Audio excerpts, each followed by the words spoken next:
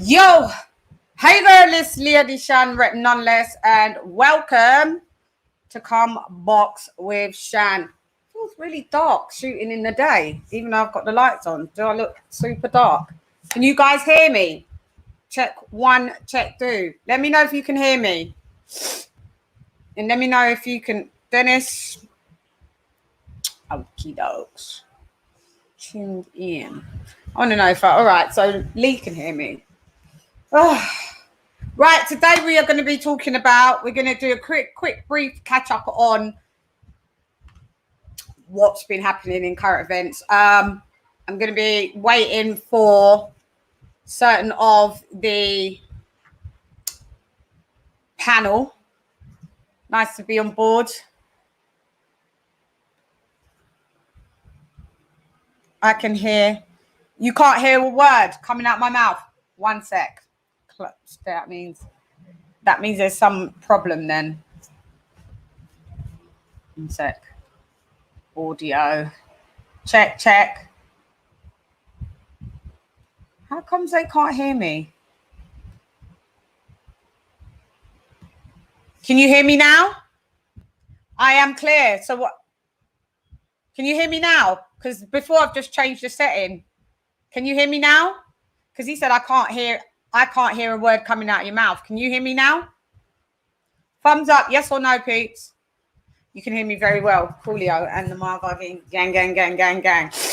Right. So we shall start bringing in our people them.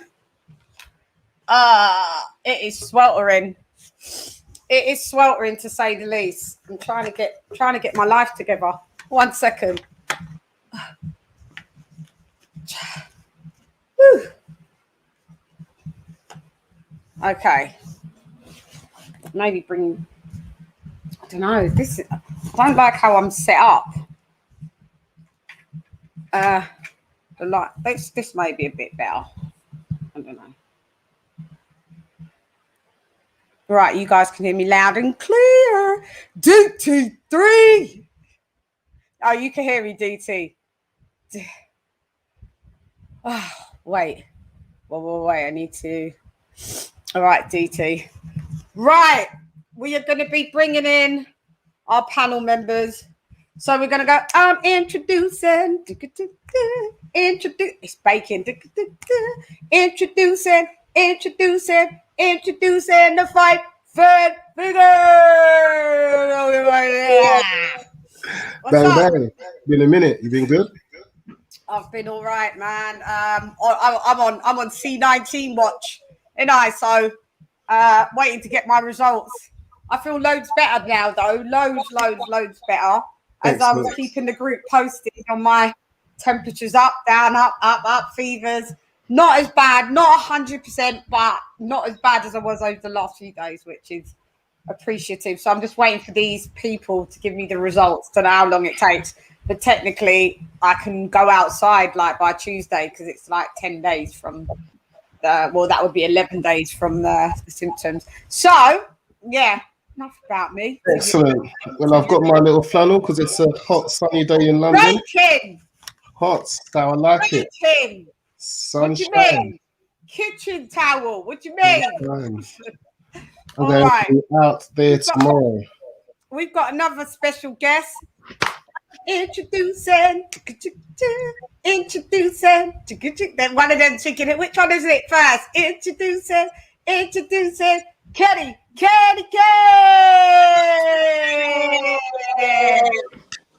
How are you? How are you? I'll tell you one thing.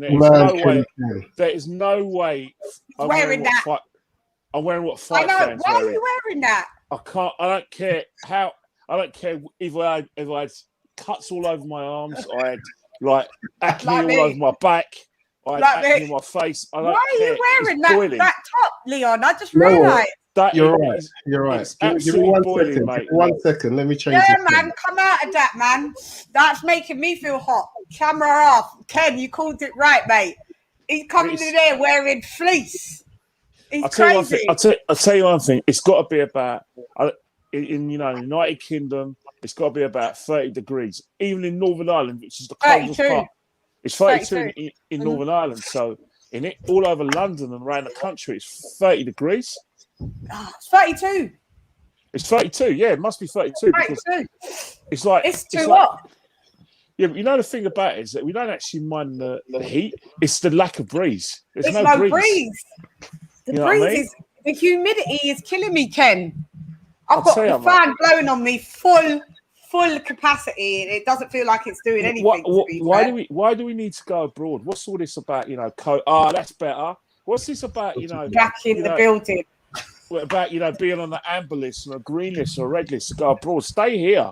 You don't need to go abroad. It's better here. Just got to go Southend Beach, I guess. Or We've got another guest. I'm introducing Coach Andy.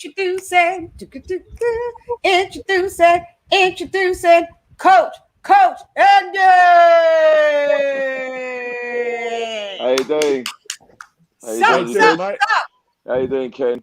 Leon, you all right? I'm all good. Very good, Andy. It's been a minute. You've been good. I better get a vest on, man. What's going on? Why does everyone sound so low? Is it me? I need to get a vest on. Is it me why everyone sounds low? One sec, let me just see something with my mic. Because everyone sounds like... Speak, Leon, check 1, 2. Mic check, 1, 2, 1, 2. Leon's audio sounds fine. But one of you lots, a couple of you lots sound really low. All right, try me. I don't want my internal speakers. I think I'm echoing. This is check 1, 2. Can you guys hear me? Can hear you? Yeah. I can hear you. Yeah, I can hear you. I feel echoey. Can hear an echo. That's a bit better. You can hear me all right. All right. That sounds better. We can always hear you all right. Yeah, always can hear me. But I can hear an echo. You're not saying audio fine, but I can hear an echo. There is an echo.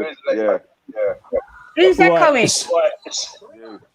Let me mute someone one by one and see. It could be me, because I'm trying a new mic, you see. So, no, it's still echoing. So, it could be me. One sec.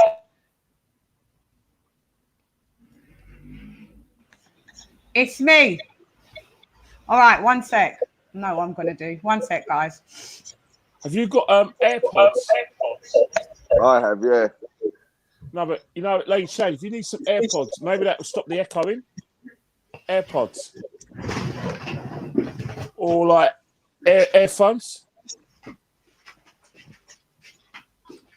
I've just turned off. I've gone back to default settings.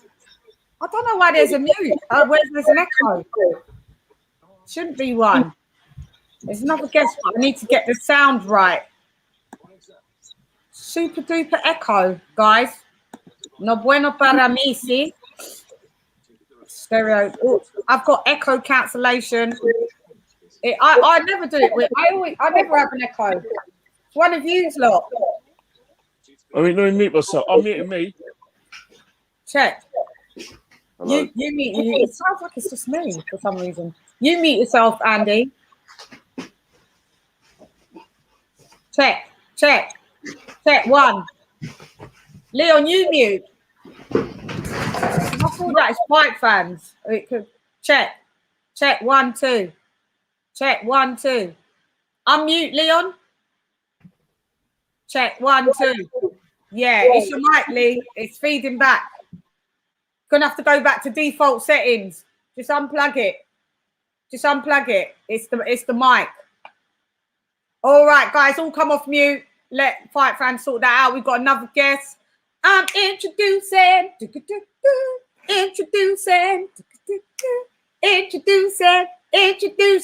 Coach Malachi Williams from New Media Today Boxing. Hey, what's good? What's What's up, man? Hey, what's happening, man? What's happening? ¿Cómo estás? Mi hermano de Unidas, Estados Unidos en español, ¿sí?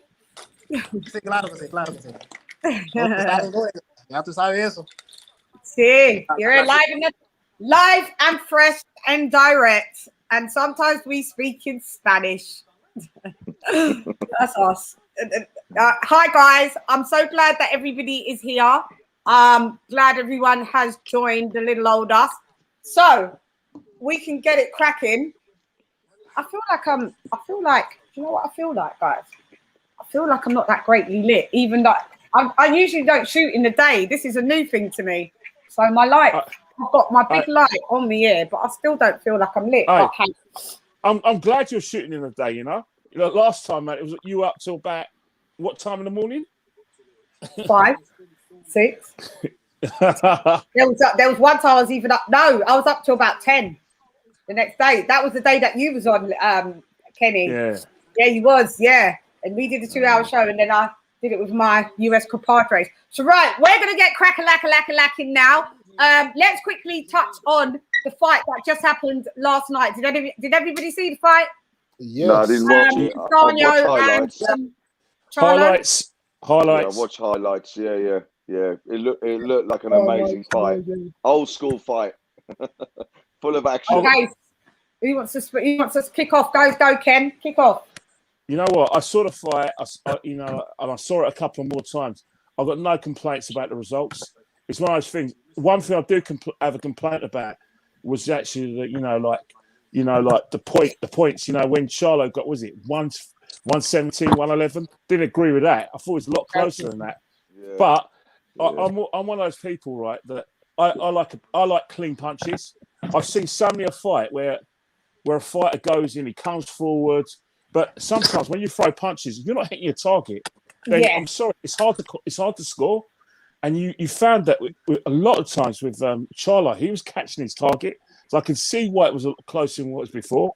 And sometimes some fighters, when some fighters they lose heavily on points because they're not throwing their hands, and sometimes it's throwing your hands for throwing your hands' sake. But you have to score as well when you throw. I don't like it when sometimes when I see judges give fighters on coming forward and aggression. That's nothing, man.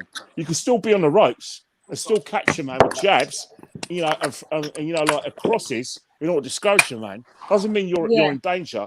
It's far from it. It's actually what it is that sometimes some fighters are good on the back foot. Some guys are good on the front foot, and I think that back foot fighters sometimes get penalised because the guy's coming forward, and that's why no complaints about the way the judges scored that. No complaints whatsoever. Really? Fight fan figures? Yeah, I had it for Castano, to be honest. Maybe I just thought, he was a lot more. I thought he was landing plenty. He kept getting him with those, he kept catching him with those left hooks. It was a good bout though. It was a really good bout, a good undisputed bout. Am I disappointed with the draw? We get to see that one again. I don't mind. I do think Castano should have all the belts, but I'm not too displeased with the draw, to be honest. If we get another bout, and it should be a even more intriguing contest if they go for it again. Mal. Me.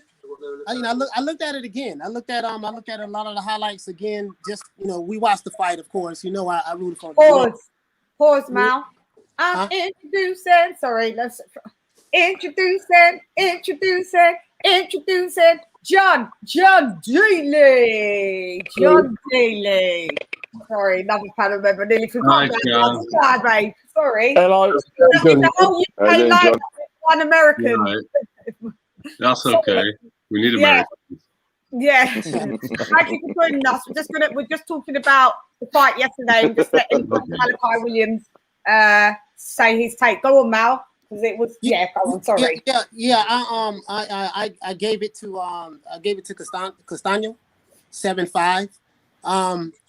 My opinion, I think Jamel Charlo won the 9th, 10th, 11th, and maybe even the 12th round. That 12th round was a hell of a round, but I don't have a problem with the draw.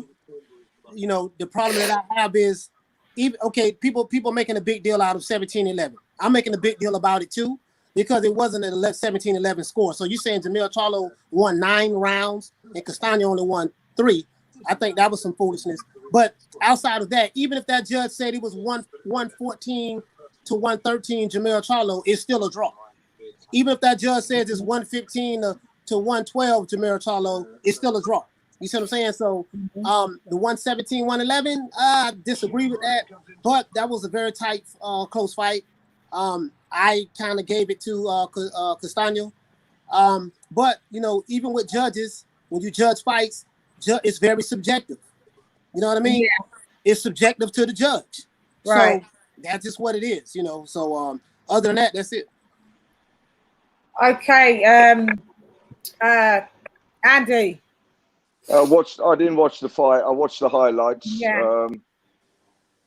All the action they showed, it was end to end.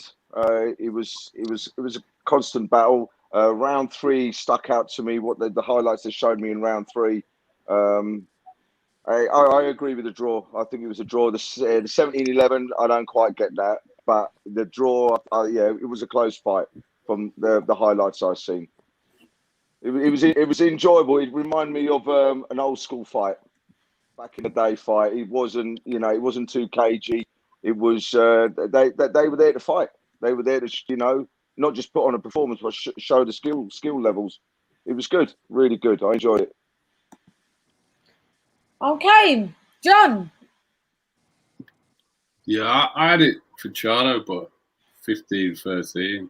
It's like, it's such a close fight. Whichever outcome it went for, I'm all right with. But it's the scorecard that I think's got everybody upset. Yeah. 17, 111 is ridiculous. No way. And I don't know why they do that, because we always get these sort of dodgy cards and then people get upset about it. And rightly so. There's no way on God's earth that Charlo won by that much. And a lot of the rounds, there were at least 2 swing rounds in there for me. So if there's 2 swing rounds, any result is fine, really. It's just down to what you like there. It's disappointing they actually did it as a draw rather than them both signing for a rematch and have something a bit more conclusive. So they're talking about no rematch, and Castaño going to Australia to fight Zhu. That's what's all that about? Doesn't make any sense to me. No rematch? Is that what they're saying? That's interesting. That's what I've heard. I mean, it's a bit early to say it's definitely going to happen, but I have heard. What? Sorry, I didn't hear that last bit. What did you say, John? So Zhu is mandatory to Castaño, isn't it? Yeah. As it stands. And what I've heard is there's not going to be a rematch, so we're not going to get an undisputed 154, and they're going to send Castaño off to Australia. I heard there wasn't going to be an immediate rematch, but anyway, let me go, because I'm not seeing any of you guys talk about the technicalities. That's because you lot, being good old casuals, didn't watch the actual fight. Like, so nobody's talking about the technicals. Well, I know Malachi watched it. I don't know if Fight Fan watched it. I know you lot being casual city over there. Ken, the footwork for Castaño was amazing. How he you know what? Because of what you guys are saying, I've actually got in the background. I've actually got in the background again, and I haven't changed my mind whatsoever. I haven't changed my mind because it's on the highlights now, and I can see what you're saying about the footwork, but again, I'm looking at the work that that Charlo's done, and I still have no complaints with oppositions. He's still, for me, throwing the better punches. He's still fighting better on the back foot. I can see why fans are getting excited because, Castaño is coming forward. He's looking good. Yes, there was a left hook, which he's caught him when the head was up. But in terms of the better work and the better punches, I can see why it was a draw. I still think that, the better work, slightly better work was done by Charlo. It doesn't bother me whether a fighter comes forward. I think that back foot fighting is the most underrated thing in the sport. It's probably more under, the hardest thing in boxing for me is to knock your man out, clean out. Not knock him down, clean out. And I think the second hardest thing in boxing is to fight on your back foot and still be able to defend yourself at all times, but put punches together. And I thought that, there were instances during that fight when Charlo, I could see why the judges liked Charlo's work. I had Castaño winning. I had Castaño winning 8 rounds to 4. Yeah. I will watch it again. I've watched it once. Watch it again. Yeah, I will watch it again. I know what you mean, Ken. There were times where Jamel did land the cleaner, effective punches at times, but there was also times where Jamel missed a round of uppercuts and a round of punches and got very sloppy. And some people say, you know, because Castano did tend to turn up towards the latter part of the round, towards like the last minute and a half of the round is when Castano would unload and unleash. I wasn't too well versed in Castano. I'd watched him fight. I've done a bit of research and I watched him fight Lara, and that was quite a boring fight. But I just wanted to get how he moved, and I knew from when I watched that fight it may be a tough one for Mel, but I thought Mel would have it. I'm not sure if I thought too much of Mel, if I thought Mel's better than he is. Because I think that what he was waiting, he's a great counter puncher. So he was waiting for the counter. He was waiting to counter. And like I remember Mal was saying yesterday, he seemed too tight. He needed just to be a bit fluid. I don't know. There was just something for me that just wasn't correct with Jamel Charlo yesterday. I don't know if I've given him over ratings. I'm not sure. But I think he underperformed. Shen, do you think it's more of a case that the division's a lot closer and there's no real standout lead? So it's we go in there, and because Charlo's got the reputation, was expecting him to be actually better than what he performed, and people maybe underlook Castano. Because to me, Castano gave him all he could handle, and I think there isn't too much of a difference in the 154 cap between the top 5 or 6 up there. Yeah, I don't know what it boils down to be honest. Maybe you're right, but I just maybe put too much on what Jamel Charlo. I rate his achievements. I rate him going for, but for me, he's lucky. He's lucky he got deemed a draw. He's lucky. All his belts would have been gone. All his belts would have been gone. I wanted Jamel to win, but in my humble opinion, I will watch it again for the sake of it. But in my humble opinion, as I stand now, Jamel Charlo lost that fight. Bud Crawford came in with a quote and said, he said his quote was, Jamel Charlo lost. That's it. He lost that fight and that's it. That's what his thought was. Errol Spence Jr., you have to remember he got dropped, allegedly dropped, and he got beaten by Brian Castano in the amateurs. Castano is a great fighter, and I need to see this rematch muy pronto. I need to see it right now. I don't want to see it, let them do tune-ups and all of that. Brian Castano said, I think he quoted in the press conference that he feels that he got robbed. I believe so as well. I believe that he was in Texas, you know, the judges, that 117 to 111, we shouldn't even speak about it because that was Vasquez. I hope he gets dealt with. It's just ridiculous when you get these judges that just keep ruining the sport like that. I don't know, he probably had that done already, come in and had that already marked down. I just didn't think that Charlo did enough. They rocked and rumbled. Yeah, it was a great fight. Yeah. Who got rocked first? Was it Jamal got rocked first? Jamal did, yeah.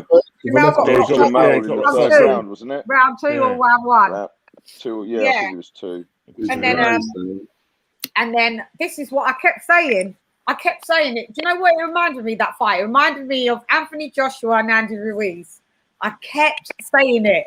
Kept on saying it. It was because Castano reminded me of a version that reminded me of that fight. Castano is the guy where you can almost overlook him. Little shorter guy, less reach than you. Oh, look at him.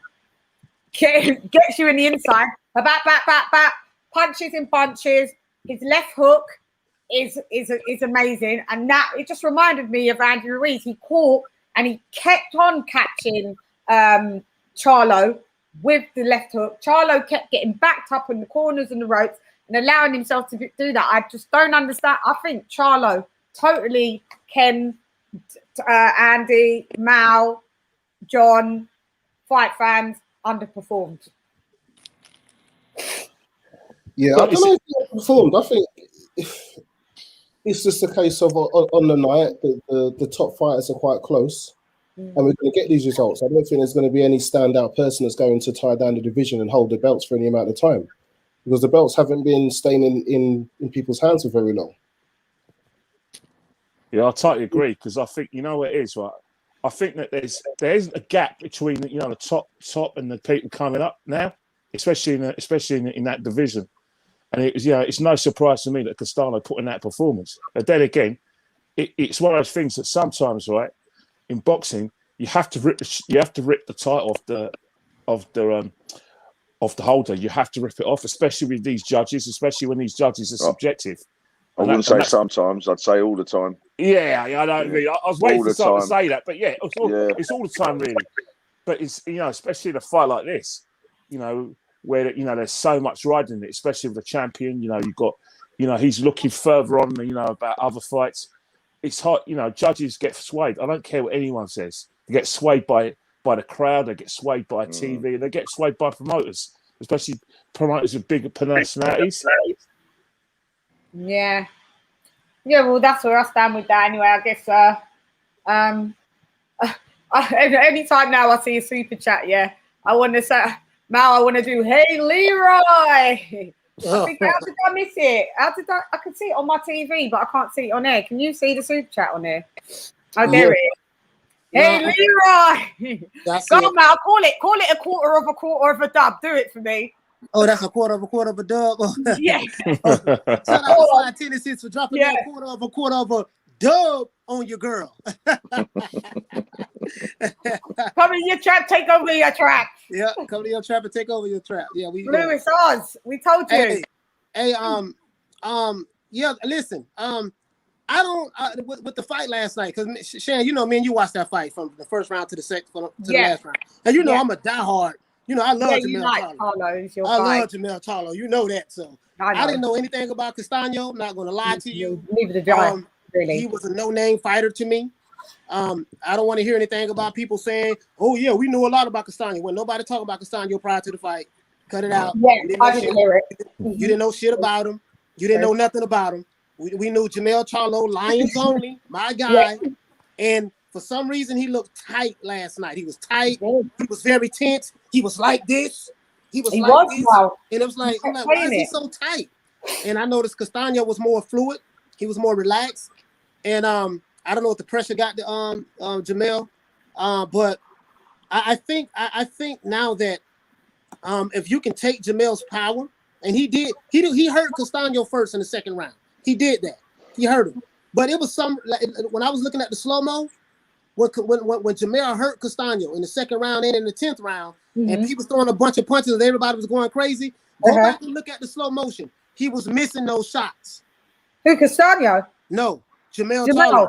Yeah. When he hurt, he kept hurting him with the left hook. He hurt him with the left hook in the second round. He hurt him with the left hook in the 10th round. The follow-up shots after that, I thought he was connecting them. But when they showed the slow-mo, he was missing them. Now, he did land a couple, but he was missing them. And the crowd got hyped up and yelling and stuff. So when I went back and looked at it, I'm like, damn, he's missing these shots. He got sloppy. Like you said, he got sloppy. He was too tense for me. He was too tense. He was tense, and I don't know why he tensed up like that. I have no idea why he did that. But again, I'm not upset with the draw. I think, you know, when I look back, it was a bunch of, again, judging is subjective. Yeah. One judge may see it one way. That's his personal opinion, how it went, his personal view. Another judge may see it another way. Then us fans, we may have our biases or whatever. So that's why I have to preface that, hey, listen, Jamel Charlo is my guy. You know, he's one of my favorite fighters. You know that, Shane. I always say this. But in my opinion, he lost last night. He lost, didn't it? Yeah. Can I play devil's advocate a little bit? Yeah, you can. Can I just do the super chat? Yeah, one sec. Sorry. Let's see. Leighton. Yeah, okay. So you've dropped, thank you for dropping a quarter of a dub on your girl. Dad, keep up the good work. The #1 UK female boxing channel. Facts. Love how you school LDBC fanboys. Thank you so much, Leighton, for dropping that quarter of a dub on your girl. Thank you very much. Yeah, thank you very much. That means a lot. We just keep flaming them. We keep flaming them. But go ahead, John. So, from what everybody said, I think you and Coach Malachi were expecting a big performance from Jamal. I didn't know much about Castaño. I'd spoken to a couple of people about him, and they told me he got a good chin, he got a good educated pressure. So I was expecting quite a close fight, and maybe that's why you're feeling that Castaño won clearly, Dan, because you're expecting more from Jamal, and he didn't deliver that. But actually, it was a tight fight. So I also don't. I feel that Jamal was going to the ropes to try and bait him in for the uppercut, and Castaño was kind of wise to it and not coming in. So there's periods where there's a lot of stalemate and quite a lot of swing rounds. Well, at least two for me. So if you've got a draw with two swing rounds and nobody really dominated for long periods of time. Yeah, I agree with that. No one dominated. I agree with that. I don't go off the notion either that okay, Jamel landed some hard shots. He landed some clean shots. Castaño landed some clean shots as well. Castaño buckled Jamel Charlo several times in that fight. Yep, he did. He buckled his knee. He almost went down. Yeah. Jamel, I never seen anyone he buckle took a Jamel knee. like that. Yeah. He almost went down. So, and what I do like, Castaño did admit that he said, "Yo, Jamel Charlo did hurt him in the second round." He said, "Yeah, he hurt me in the second round. He hurt me in the 10th round." And he said he was still buzzing in the 11th round from what happened in the 10th round. He admitted that. Jamel did not admit that he got hurt. I know. We clearly saw you got hurt twice in that fight. You almost went down. Jamel, you almost went down. Especially, I think it was the 3rd or 4th round, he almost went down. Yeah. Third. That's his ego. His ego wouldn't allow him to admit. I can't believe he was saying, "I thought I won the fight." Afterwards, in the press conference, he was quite adamant that he had won that fight. He's a narrative. Boy, you are lucky that they gave you a draw. They're lucky they gave you a draw because you would have had none of your belts today. He's very much a narrative boxer where he as long as he puts out his narrative and gets that out in a press conference, he's happy that his fans will hold with that, and he'll quite happily go on, even though he knows it's a pack of lies. Because he said the same thing when he lost to Harrison. Yeah, I know. Did you Fight Fan Figures? Did you see when the fight was over with how the crowd was booing? No. They booed Jamel. They booed it. When the judges when they read the scorecards and they said that it was a draw, everybody started booing. Oh yeah, I heard the fake ones. But what happened was when Jamel, when they interviewed Jamel in the ring, they was booing. He said, "I put on for the city. I want to thank everybody San Antonio for coming out. Yada yada yada yada." And I'm like, damn, why is he getting booed in his own state? His own, San Antonio, Texas is like literally 2 hours away from Houston. Right. So that, and then look at Derrick James' face. Derrick James told him, he said, "My man, you need a knockout to win this fight." 9th round. Derrick James was telling him, "You need a knockout." Derrick James did not feel that he was winning that fight. You know, because he caught wind of the unofficial scorecard. He kept telling him. So my thing is, I know some people may say, "Well, hey man, Jamel won 8-4. Why his corner didn't feel that way? Why Derrick James didn't feel that way?" His corner, they Beats and Rhymes beats my G. Thanks for dropping that £3 super chat on your girl. No, I think that would be quarter of a dub because pounds is what is that? What would that be? No, in American £3. That's like what, almost $6 in American dollars? It's about $5. So it's a quarter of a dub. Everyone on the panel don't know what we're doing. They don't get it why we do it. We're gonna have to bring you up to speed another day, guys. We ripped it off of someone. We ripped it off Blue Bloods TV. We ripped it off the LDBC. We ripped it off them and we made it ours. Yeah, we turned something foul and we took it off of them, and now it's cool because they weren't doing it cool enough. When Mal does it every single time, I die of laughter. Yes, and we'll be tuning into Mal's show after my show anyway, so you're gonna get the full jokes anyway. It's hilarious. Thank you, Beats. You know you're my guy, and I had so much fun the other day tearing that LGBC guy down on your show. Unprovoked, but you know, teared him down. All right, so let's move along to what the title is. Did Tyson Fury? Oh, is that why I'm on here? No. I knew you were going to say that, Kenny. Kenny, I knew why I'm on here. That's not the reason why you're on here. Everyone's on there. It is, Kenny. It is the current reason. story. Kenny, it's the current story. How can we not cover it? How can we glaze over it? Kenny, I'm concerned, Kenny. Aren't you worried? We can't glaze over that story. No, because you know, Lady Chan knows I'm a big Tyson Fury fan, and that's fine. You know, and then me and they were going. We weren't so much going hammer and tong, but there was a big for and against. But you know, as soon as I heard Tyson Fury, it's either going to be two things. It's either going to be whether he's got COVID or not, or whether at the moment he's holding back, you know, the careers of other boxers. So I'm sure we're going to, you know, get some meat off those bones.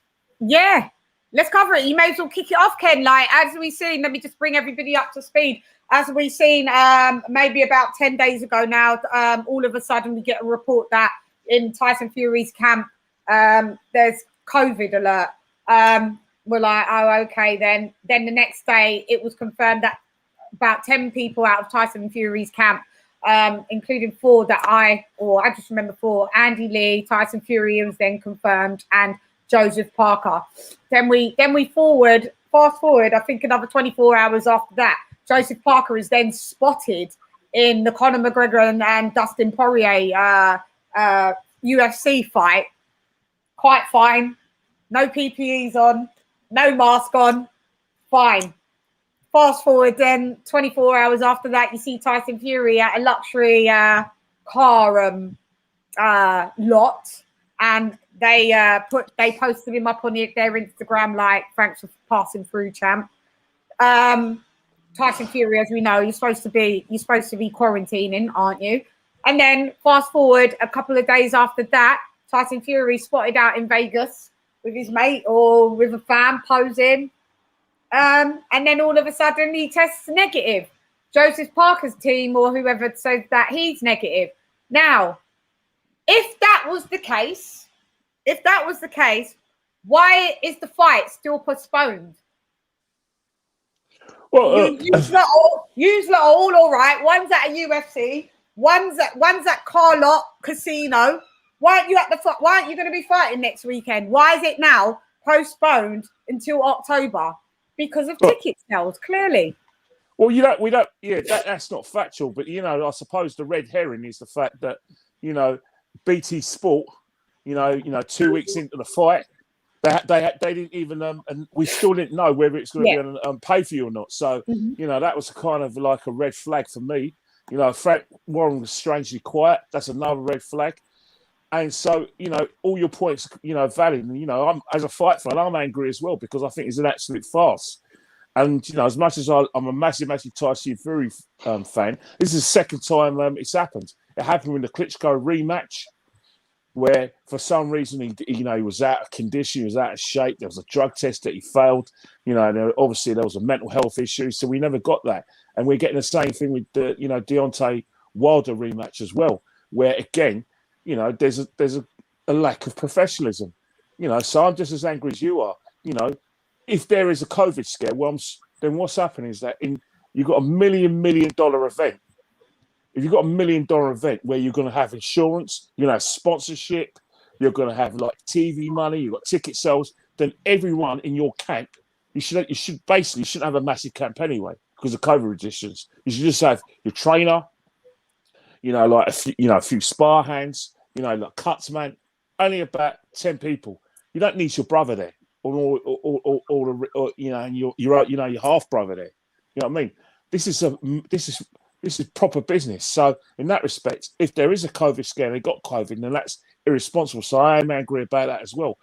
But if it isn't COVID, and then the fact that, you know, that they can't sell the the fight and there's no ticket sales, and I'm angry as well because simple reason is that, as you know before, you know, I was on a panel with most of you guys last time. You know, and one of the things I said is that I did say that this fight was obscene. You know, I'm not talking about the Fury Wilder fight. The anti-Joshua Tyson Fury fight was obscene because he was blocking the way of other boxers, and that has been proved right now. That's been proved right because what you're doing, basically you're convincing every World Boxing Council to basically like take step aside money, hold off all the mandatories, and say right, you two fight. So Joe Joyce's career is affected. Dillian White's career is affected. Yeah, Hokovic, all of these guys who in any era could be credible champions, their careers are put on hold. And then all of a sudden, the 11th hour, we find out that Tyson Fury had an agreement to fight Deontay Wilder. So that's another problem. So Tyson must have known that all the way along. Of course he knew it all the way along. Because, I never once bought that. And I was telling you guys as well, Lady Chan, because you've been in a few podcasts with me as well. And I kept on telling you, this fight with Anthony Joshua isn't going to happen. Didn't I say that, Lady Chan? Yeah. And didn't I tell you what? Didn't I tell you what's happened? And that's one of the reasons why I get you're angry, because I'm angry. It seems that Tyson Fury brings chaos to the boxing landscape.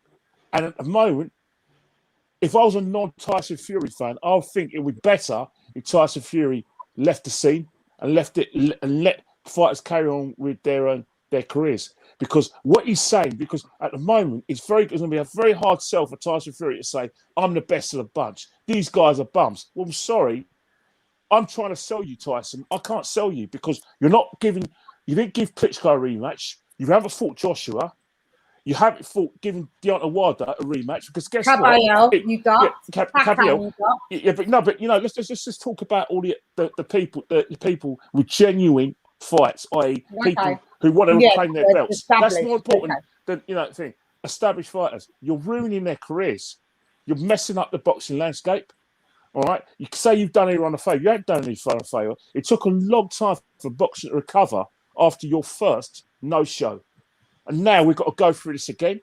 So I get where you're coming from, Lady Chan. I get your anger because I'm angry because it's a whole farce. The heavyweight title division is a farce. And I said that's why I never, ever wanted that fight, anti-Joshua fight, and Tyson Fury fight, because I knew this would happen. Poor old Joe Joyce earned his spurs by beating Daniel Dubois. And he's got to wait now, and he's got to fight Carlos Takam when he could have fought Usyk. Usyk basically quit the cruiserweight scene because he wanted a bit of pie. Who's he fought since he's become heavyweight? It's only the only notable fight is Sherry Chisora. And there was other So I get your anger. And I think that's the problem is that there's going to be people in this country, right? The casuals who put food on all our tables are going to say, no, fuck this for game soldiers. Sorry, I swore. But this isn't good enough. This isn't good enough. So I get your anger. I ain't going to defend Tyson Fury this time because the end of the day, I smells of unprofessionalism. If you're going to talk and say you're the best heavyweight out there, go and bloody prove it and turn up and fight and give the public what they want, because that is why Anthony Joshua will always be loved in this country and you will not. You just proved it. I can't defend him. Can't defend Tyson Fury. He will be loved. I think he's got a huge following. I think he's a master at being able to say what the hell he wants. He can contradict himself and people still believe him. Not this time. Yeah, but look at these things like mental health, COVID-19. These are both things that if you accuse somebody of lying, it's really difficult for them to prove that they haven't had it. So it's like he can just get away with it. And he'll use excuses. He won't need to. He says he doesn't need to follow mandatories. He doesn't need to honor rematches. You can't really trust what the guy says. But because when he's in the ring, he can produce moments of brilliance. That's what most people remember. So boxing needs more than that. I think the thing is, right, boxing needs more than members of it. They need fights, they need action. If he doesn't lose, Kenny, he seems to get away with it. Until he loses, I hate to say, but if you look at like the You know, like UFC, that's virtually got a fixture list. Cricket's got a fixture list. Golf's got a fixture list. So is tennis. Boxing don't have a fixture list. So when these fights are getting made, we need these fights to happen because that's what keeps the sport going. You know what's happening is too many people are in control. That's the problem. The fighters have got control. The management have got control. Coaches are getting control. Everybody's got control. The governing bodies should apply the laws. You're fighting this on this date. This is going to happen. If you pull out, then this will happen, and that's it. Set it in stone and get it done, and stop giving everybody the rights to get involved. The governing bodies are there for a reason. You know what? Pull your socks up and behave like governing bodies. That's the answer. They're the police, aren't they? The governing bodies. They're the police. They're the ones who govern everything. So why is everybody else in the boxing world allowed to dictate? Bit like Dallas, mate. It's a bit like Dallas, isn't it? Remember J.L. Ewing? You remember J.L. Ewing? You remember when you used to watch Dallas? You know, when J.L. Ewing used to have that bent cop doing dirty work for him. Well, I'm sorry, the boxing councils are like bent coppers. You know, it's unfortunate because boxing's a beautiful sport, and there is a lot of good people in boxing. Well, the common denominator with boxing is that it's too many self-interest, too many promoters with self-interest, too many boxing councils. There's too many interfering fingers now. Too many people interfering with everything. Great. It's like I coach, and that's all I do. I don't want to be a manager. I don't want to do everything else. I coach. I do to the best of my ability. Bring all my pros through. Do all my work with them, and that's it. I don't get involved with everything else. I've got a promotional team that does all the rest of it. I don't get involved. They don't come to me and go, well, do you want this fight? Do you want that fight? We'll take whatever fight you give us. We'll get on with it. I think Tyson Fury should be stripped and Dillian Whyte elevated to super champ. Let Dillian Whyte fight Wilder, and then Dillian Whyte fight Wilder, and then the winner out of that then goes on to fight AJ or AJ, undisputed. What I say about Dillian Whyte being interim, I believe that because the WBC don't like him so much, I think that if he ever did get elevated, if you look at the WBC's top 15, there were some dangerous fighters in there. I can see them mandating some really good fights, so that would be the only interesting thing. They wouldn't give Dillian a smooth path. They'll put him in with some dangerous fights. Yeah, for dangerous, yeah. Anywhere in there, they'll put him to face him. You know, they'll put him to face people that Dillian Whyte hasn't really been put in a frame with. So I think if Dillian Whyte does get it, he's going to have a real hard time holding on to that belt because the WBC will not make it easy for him. Yeah, I think what's happened is that I think the WBC see Dillian Whyte as, I'll say this with greatest respect, they're rather, Joshua, the sort of person, right, you could take to the all Barons ball, he's going to the tuxedo and all that. Yeah. Dillian Whyte, they think Dillian Whyte's going to be the sort of guy, right, he's going to just eat with his hand, instead of eating with a knife and fork, he's going to eat with his hands. And I think they've always thought that about Dillian Whyte, see him as a rugged man. But that's how the WBC have treated the guy. I mean, how many hoops does that man have to jump through? The guy should be a champion right now. He's still in the heavyweight division. Yeah, definitely. You know what? For all we know, he could be the best of the bunch, but we're never going to find out because there's too many people messing around and messing the sport around. And the two biggest guilty parties for me are Anthony Joshua and Tyson Fury. Because Anthony Joshua, I don't consider him blameless. How comes we still haven't got a date for the Usyk fight? What's going on there? We know it's the 25th. Governors, what are you worried about? We know it's going to be a White Lane. We know it's going to be a Sky. So what is the problem? I think they were waiting for Tyson Fury fight to be announced, to be honest. I think they were waiting for that. No, it's not. The Zone ran a story where Eddie said he was waiting for tomorrow to ensure that they could have capacity crowds at White Hart Lane. Oh, okay. Oh, because the doors are opening with COVID. Yeah. Right.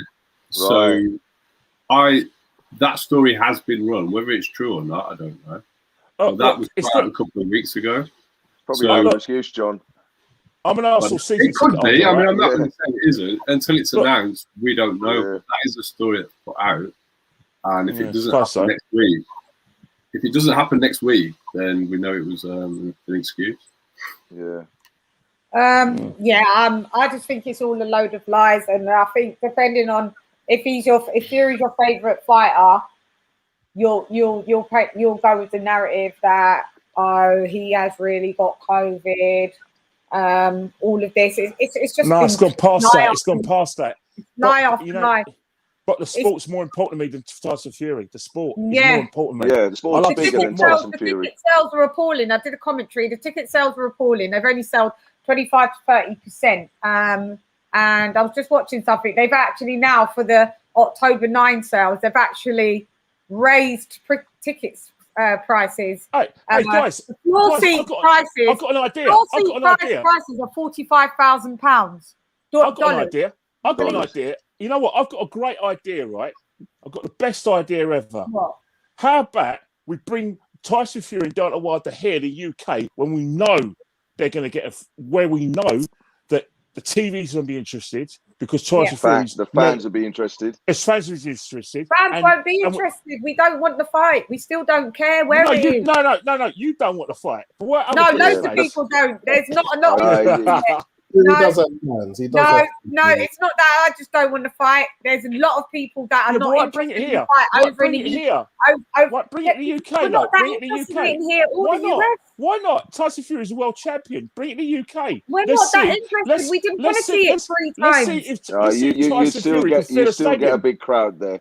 You still get a big crowd in this country. Yeah, you'll get a big crowd. It will be predominantly UK. It probably won't be a lot of Deontay Wilder fans there, but I mean, go ahead, like you lot fight your lives, fight your careers away, fighting each other back and forth. You're both liars, you're both rubbish, you're both lame, in my opinion, and I've got no time for it. I've got no time for him. Anybody that wants to stick up for him and act like he's the best thing since sliced bread, you're really misconstrued because he's not. He never fights the best. He never honors his rematches. He absconds. He doesn't abide by the rules, and everybody wants to give him a pass. Oh, that's just Tyson Fury. Go ahead, Ma. What do you think? Because I know how you kind of feel about this. Go ahead, unleash.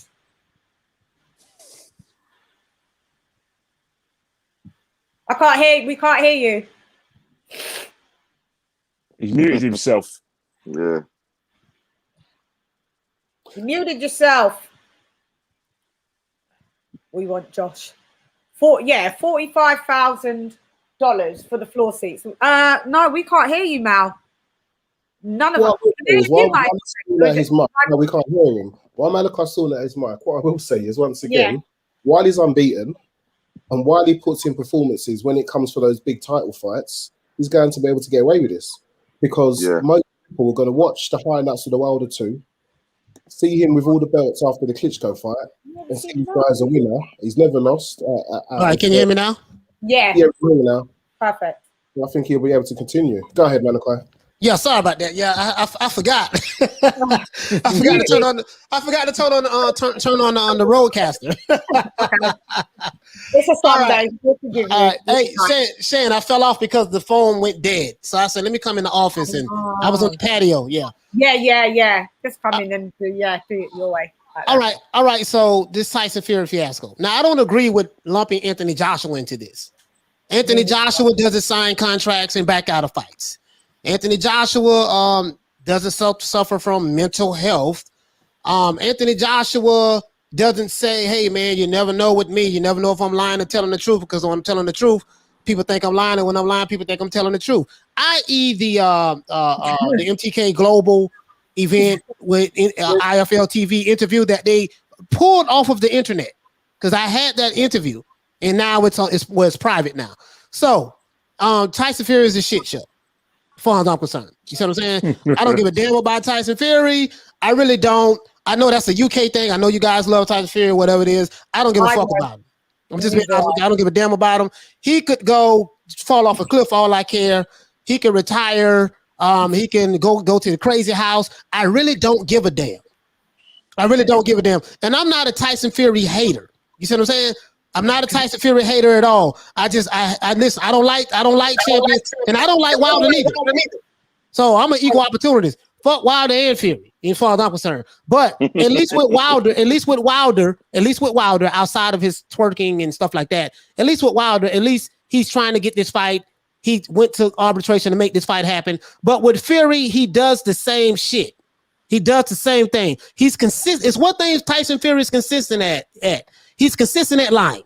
And it's one thing I learned from the people from the UK who don't mess with Tyson Fury. That says Tyson. This is what they tell me. Every time he moves his lips, that's when he's lying. Mm-hmm. So as far as I'm concerned, I don't give a damn what happened to Tyson Fury. You can strip him, take the belt from him, do whatever. The hell with Tyson Fury. I really don't care about this guy because I want to see fights. I'm tired of every time I turn around, it's this, it's that. And it's always surrounding this guy. He has a history of pulling out of fights. He lies all the goddamn time. He says he's this, he's that. I'm just tired of it. I'm 47, damn near 50. I'm just tired of the dude. The hell with him. That's how I feel about him. And we did shows. You know that the ticket sales, like I'm trying to tell Kenny and all of that. John, what do you think? Like basically, the ticket sales were down, guys. Like you said, there was no UK broadcaster. There isn't that mass interest. You've got Malachi coming from the UK, from the US, saying there isn't that much interest of the fight, guys. Sorry, there's been too much coverage of the fact that tickets have been sold, and no British broadcaster. And you get a COVID test and you don't have COVID. Everybody's messing about. Joseph Parker's got COVID. David Higgins says he hasn't got COVID. Then he's at UFC. It's just typical messing about from Tyson Fury. From when he got David Price for the British title, he's been messing about. I went through the only title he's defended is Commonwealth. Last title he defended was the Commonwealth. Yeah. Nevin Pikic. People are calling him the best heavyweight champion in the world. He's never defended him. This is what I want to know. How is he? How, Sway? How is Tyson Fury the best heavyweight in the world? And he has ability. The best. It's his boxing ability, though. That's why people like me look at his boxing ability. But I get where you're coming from. I do get you coming from. But remember, one of the arguments I have with you is that you're a very big critic of Deontay Wilder. Now, everyone talks about boxing fundamentals. Now, the most difficult thing... but Deontay Wilder gets just as much criticism, but he's doing the most difficult thing in boxing, which is knocking a man clean out. He doesn't get enough credit for it. His record is brilliant, but because he lost against Kenny, how many people has he actually knocked out clean since he's defended his title? Because I've got Spilker and nobody else. Actual clean knockout. Everybody else finishes on their feet. Brazil. No, he finished on his feet. He got up. It's not a clean knockout. No, he was not. He was a knockout. Brazil was a knockout. He got up before Brazil. It was called up. Brazil was he got knocked out clean, man. Well, if you want to have two, that's fine. Kenny, he ain't done no impeccable knockouts with a quality level of opponent. If he didn't lose against Tyson Fury and beat Tyson Fury, would we be looking at his fundamentals? Weren't we saying the same thing about Anthony Joshua? When Anthony Joshua lost against Ruiz, all of a sudden there was question marks. Well, there was question marks in the United Kingdom amongst people about Anthony Joshua's lack of fundamentals when he got done over by Ruiz. That's all we know. Did he hold his out? Did he admit it? He actually went online on his own YouTube channel. 100%. He broke it down. He went back to drawing board, and he got fundamentals. He got fundamentals. People never give Joshua credit. Do you know that Deontay Wilder, the bronze bomber, he came in the Olympics as joint third? Not a lot of people know this. Also, Lady Shan, that wasn't super heavyweight. Himself. He got it shared. That's how it was the best out. Mike Tyson, it wasn't that super heavyweight either. It was that amateur heavyweight. It wasn't that super heavyweight. I hear you guys. Mike Tyson couldn't get in the 1984 Olympic squad. But guess what? We still talk about him now as the most memorable heavyweight because for those 4 years between 86 and 1990, that's where all of us, I can speak for myself. That's when we thought, heavyweight boxing. That man Mike Tyson, who didn't get into the Olympic team. He didn't need the Olympic to to craft him, to mold him. At the end of the day, whatever that happens That's what I'm with saying. him, he went on and he still got boxing fundamentals. Yeah, but Wilder, we give you props for having the least talent and getting this far. The gig's up now, mate. The gig's up. You've knocked out. We have to wait and see. We have to wait and see. We have to wait and see. You've knocked out 30 Deliveroo drivers. You've knocked out 10 Uber Eats drivers and 2 pizza moped drivers. That's who you've knocked out. And everybody wants to give him fucking. Hey, let me tell you something now, mate. Let me tell you something now. Doesn't matter what happens, right? He's the hardest hitting heavyweight of all time, Deontay Wilder. Now you can disagree with me, but I want you to just think about it, watch him fight, and just let it just roll around. Because he is the hardest hitting. Hold on. Hardest hitting heavyweight. I can't let that. I got something for that. Why? One wrong. He is the hardest. Right. George Foreman. He is harder than George Foreman. George Foreman. It's the other Wilder than George Foreman. Has it been measured? Has it been measured that he hit Come on, man. Come on. But how? People just throw this out. Come on. How do we measure this? Come on. Hold on a minute. Let me just tackle this a second. Right. How many clear-cut top 10 heavyweights has Deontay Wilder fought? Bermain Stavern, Ortiz first time, and Tyson Fury. Out of those 3 fighters, he's only knocked out Ortiz. Went the distance with Stavern. He was landing on Stavern as well. He was landing on him. Couldn't knock out Tyson Fury out the 2 fights that he's had with him. So he's a bad. So someone with that record is a bad fighter. So someone with that record that he has is a bad fighter overnight because he couldn't beat Tyson Fury. Well, Vladimir Klitschko. But Klitschko, one of our greatest heavyweights, couldn't beat Tyson Fury. Hold on, Shane. I got something for this. I have something for this. I had Tommy Brooks on the show. I don't know if you guys know who Tommy Brooks is. He's a Hall of Fame trainer. He's trained Mike Tyson, Mike Tyson, Evander Holyfield, Junior Jones, one of my favorite fighters, Pernell Whitaker, etc., etc., etc. So I posed this question, and I'm gonna repost this, on the show. I say, Tommy Brooks, you have some people today, like the gentleman up here on the panel, Deontay Wilder is the hardest hitting heavyweight in the history of the heavyweight division. He laughed. Because what are you measuring that on? I'm going to tell you why. Hold on. It's all about who have you fought.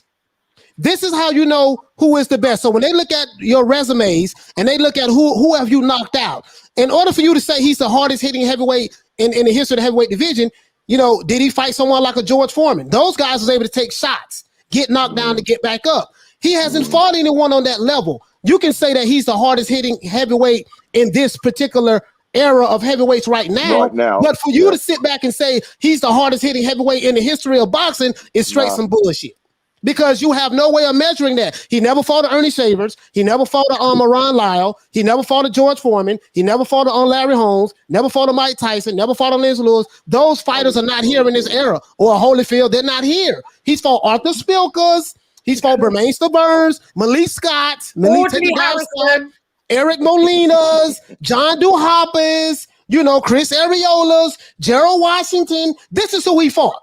Now, if you're saying he fought those guys, that makes him the hardest hitting heavyweight in the history of the heavyweight division. That's subjective to you, sir. But I have to agree with the legendary Hall of Fame trainer, Tommy Brooks, I totally disagree with that. Fair enough. But fair enough. But let's not forget that this Tyson Fury, I'm a massive fan of. Who everyone's that I agree that's probably got a great skill set. Someone with no fundamentals has still managed to catch him clean and put him on his ass. All right, he didn't knock him out; he put him in his ass. So he can't be that bad a boxer. That's all I'm saying. Well, no, I agree with you. No, I'm not. Listen. Why not? Wilder cannot box. I don't understand. Wilder's a boxer. He's not a boxer. It is clear to see to anybody with the naked eye, he doesn't box. Wilder does have a good 1-2 when he chooses to use it. So to say that, and he has been able to land that 1-2 consistently. That's the one skill that he does have.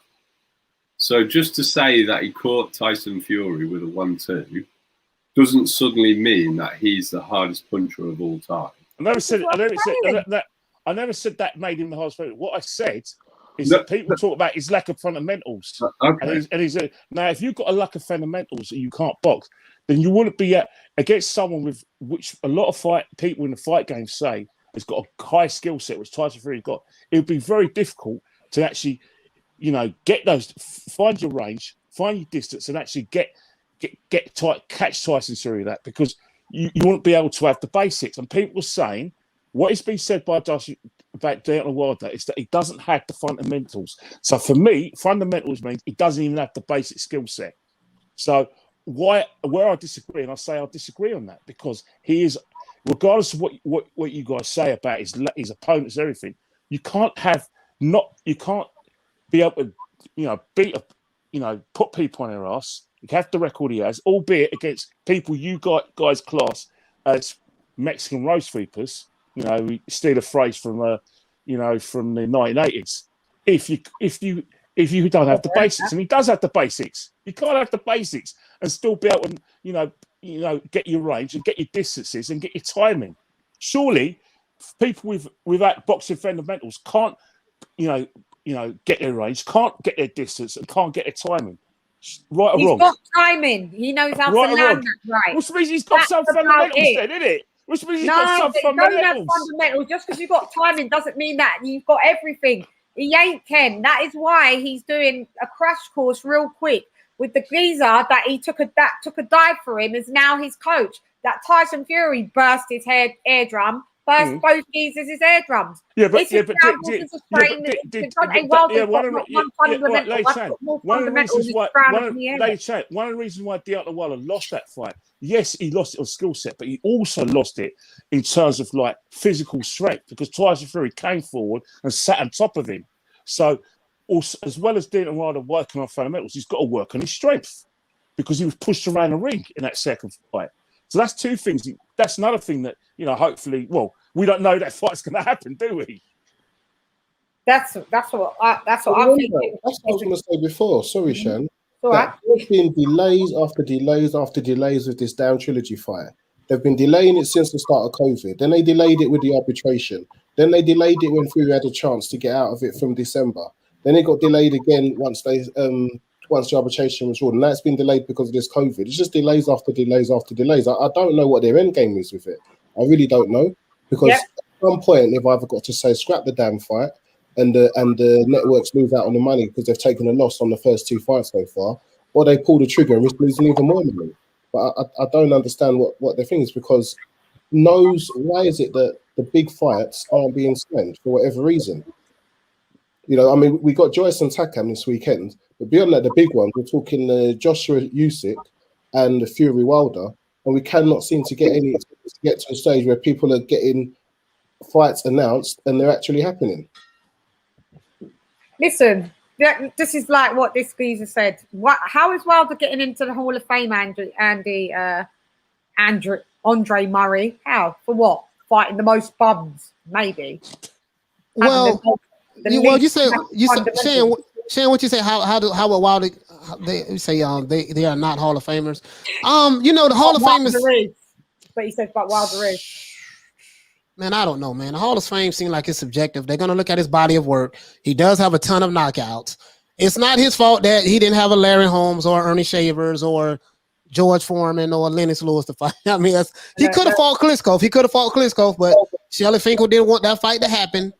They was both managed. He managed both of them, Shans. So.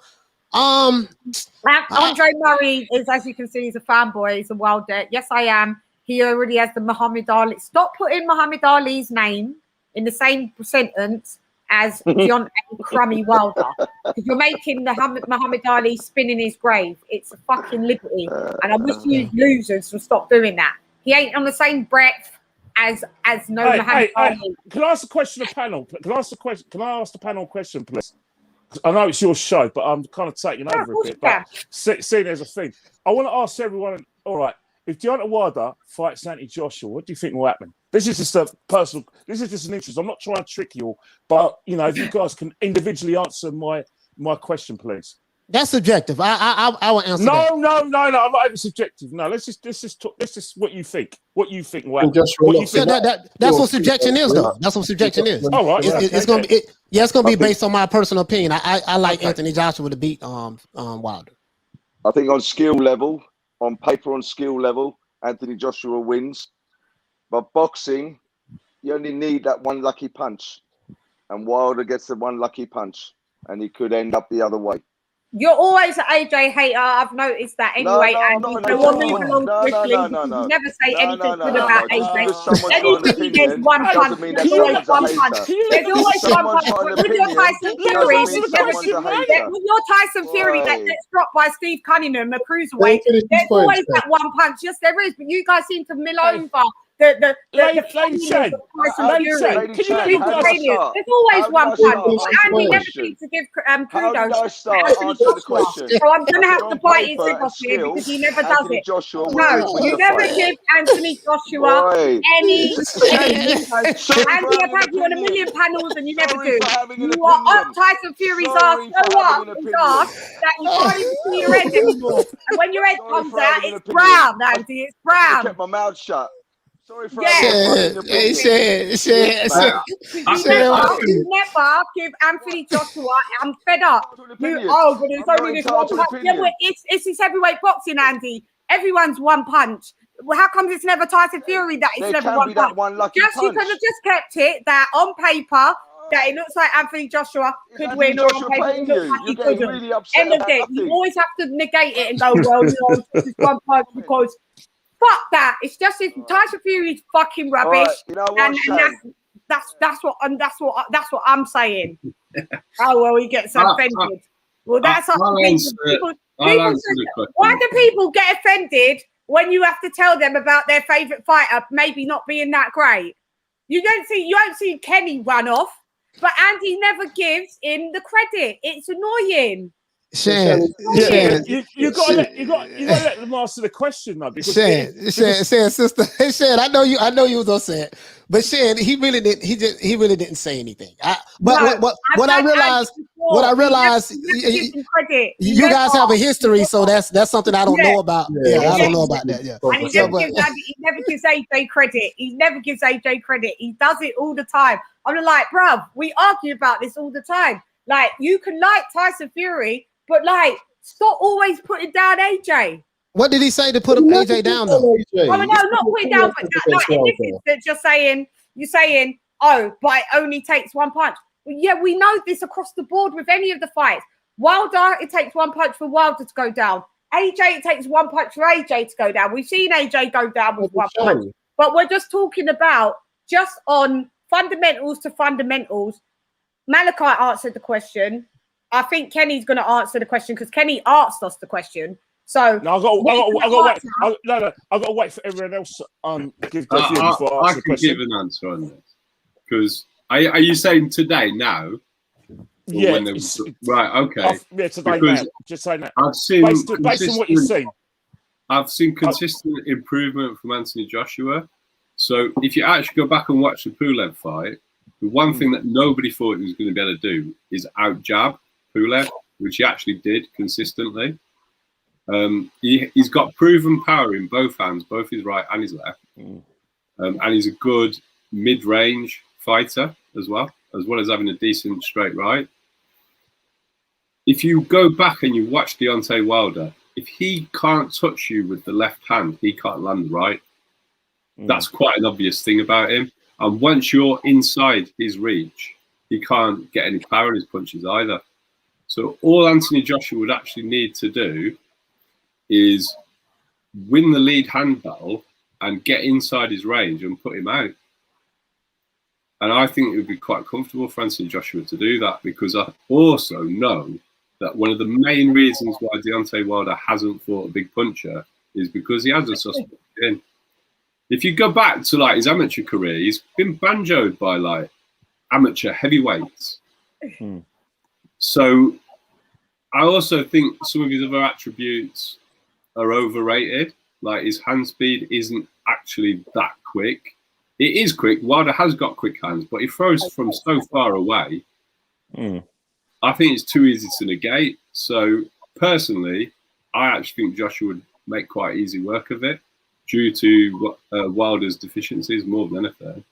I mean, he could land a punch, but for me, Wilder's powers unproven because every time he's actually stepped up, he's failed to knock someone out. Apart from Luis Ortiz, who's got a worse resume than Deontay Wilder.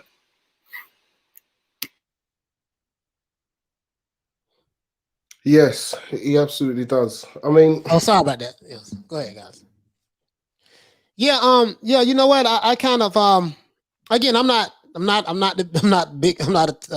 Wilder fan. I'm not a Fury fan, but I'm going to take my emotion out of it and just try to be as honest as possible. Wilder is a fighter. He's a good fighter. He's not. I always say this. He's a good fighter, but a terrible boxer, right? But me coming from the era that I come from, I understand that it's who you fight that determines if you are a Hall of Famer, that determines if you are the best of this or that or whatever the case may be. If you have a career boxing, if you have a career and a career full of C-level fighters that you fought, C-level fighters, because we know there's levels to this. If a man fought a career full of C-level fighters, if that's what impresses you to get him in, oh, that's fine. Okay, I have no problem with that. Maybe it's subjective anyways. But, and I asked Tommy Brooks this, he said, man, it's who you fight matters. Who you fought matters. Because if we look at, okay, who you fought, but who you beat as well. Because if we look at Mike Tyson, his winning resume isn't that deep. He fought a lot of people, but he fought them later on, and he never got the victories. But it's like sometimes your aura can supersede that. So I can see it after a bit of time goes by, because they won't give it to him instantly. If we're waiting 10 years or so to put him in the Hall of Fame, they look on it and they will match that stat up. Say, as much as it annoys Sham, they will say that he equaled Muhammad Ali's title defenses, and they will look at his knockouts. And they will say that on the paper that looks like Hall of Fame. But guess what? But guess what though? But this what you're leaving out. You're leaving out one important element. Yeah, he tied the title defenses for Muhammad Ali. But look at the people who Muhammad Ali fought in those title defenses versus look at the people who Wilder fought in those title defenses. You're forgetting about that. You're forgetting about that. I've got a question. Ernie Shavers is not in the Hall of Fame. I've got a question for you guys. Go ahead. Right? When Muhammad Ali defended his title 10 times, how many other world champions were there in the world? Let me see. I don't know. How many other heavyweight world champions were there at the same time as Muhammad Ali was defending his titles? They didn't have a lot of belts. Exactly. He was undisputed. He was undisputed. He was lineal. He had nobody else had a claim. Yeah. When Muhammad Ali was defending his titles 10 times. Facts. When we're talking about Wilder defending a belt 10 times, it isn't the same as being the undisputed heavyweight champion defending your title 10 times. He was lineal as well. There was like no dispute. It's not the same. There's no comparison that he's had 2 mandatories in those top 10 title defenses. One of them was Stavern, and the other one was Brazil. And they snuck in Tyson Fury in there as well. Well, it was. Did they class that as a mandatory? Because it was a retrospective mandatory. So let's say he's done 3. Let's say he's done 3. No, it wasn't. It was 2. Tyson Fury was a voluntary. Oh, well, it's a bit of a grey area, Lady Chan, because after the event, Fury was voluntary. He wasn't even ranked in the top 15. Lady Chan, after the event, Mauricio went back and retrospectively called it a mandatory. So yeah, I know, but Mauricio's a liar. But what? Yeah, I'm happy with that. Yeah, but it's at best, right? Best in 10 title defenses is for what? 3 top 10 heavyweights. Okay, no, two, because Stavern is one of them, and that's when he won the title. So he's fought 3 top 10 heavyweights. Title, yeah. He's never unified. There's been plenty of other people claiming that they are heavyweight champion of the world at the same time. How on earth can you compare that to Ali, who fought all of the top 10, who nobody could dispute, as the heavyweight champion of the world. It's just not a comparison. All right, yeah, but can I say something, right? Do we have to always take the Burt Sugar approach? Because, you know, Burt Sugar's famous saying, whenever he rates a fighter, he shoots people down. He says, oh, to be a great, you've got to beat a great. But that's, you know, can't someone be good, great because they beat what's in front of them? Does it have to be about the Burt Sugar approach all the time when it comes to boxing? Oh, yeah. You know, Malachi, oh, yeah, you know what? I'll let you get away. You had a point about, about the hardest hitting puncher. But again, the reason why I subscribe to that, because we have this, I don't know if you're a football fan. You don't call it soccer, we'll fall out. No, it's not. Football? Yeah, I don't know anything about soccer. I'm not going to lie. Yeah. Don't call it soccer. Oh, well, football. You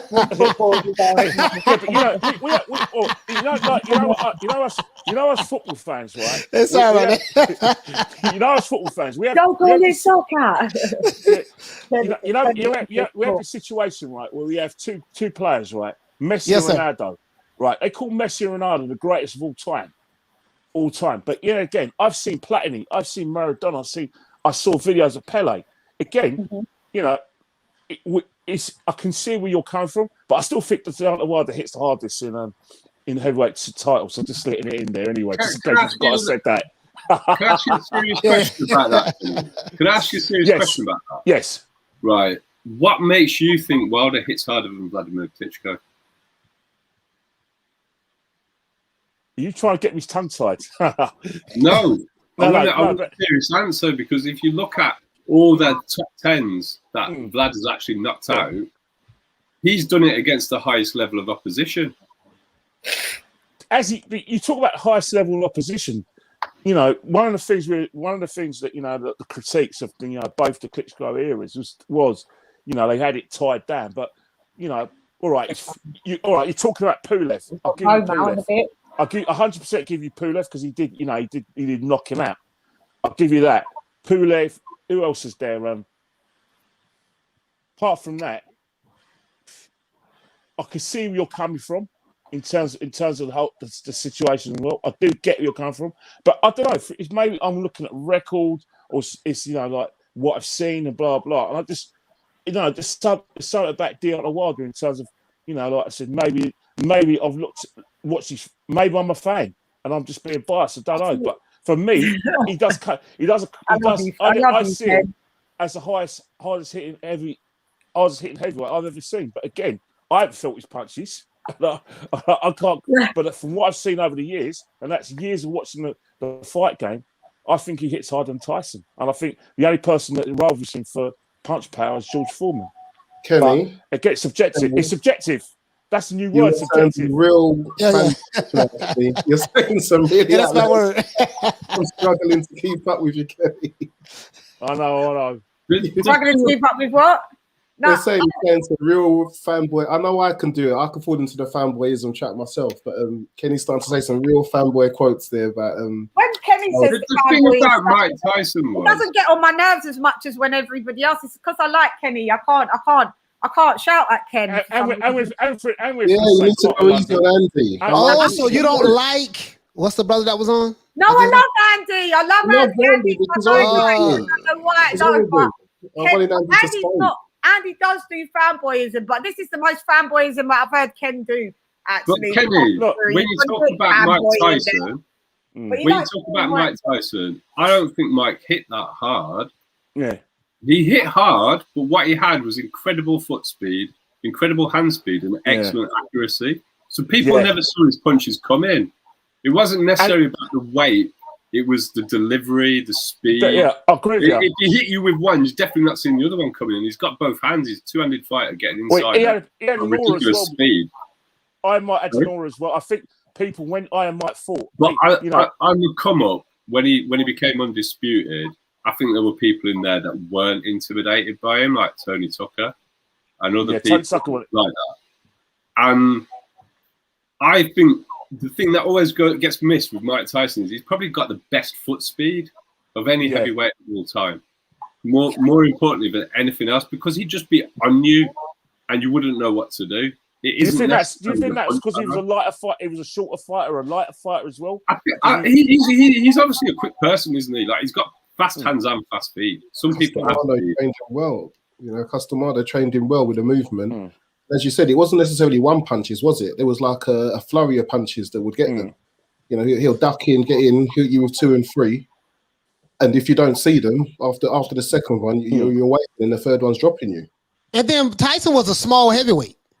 Like, he was a short. He was what, like 5'10"? He's a tiny guy. He's not a big heavyweight. I mean, 5'11". 5'11", and he's fighting guys. Was he 5'11"? He's fighting guys 6'3", 6'4", 6'5". Like, I mean, people, I get it. We like to give Wilder a lot of credit, and he should get credit he deserves. But you got to give Tyson credit as well. Yeah, he lost to Lennox Lewis, but Lennox Lewis was a bad motherfucker. Lennox Lewis hit hard. Lennox Lewis was 6'12". 370 pounds. He had a 98-inch arm reach. He leaned on you when he got close.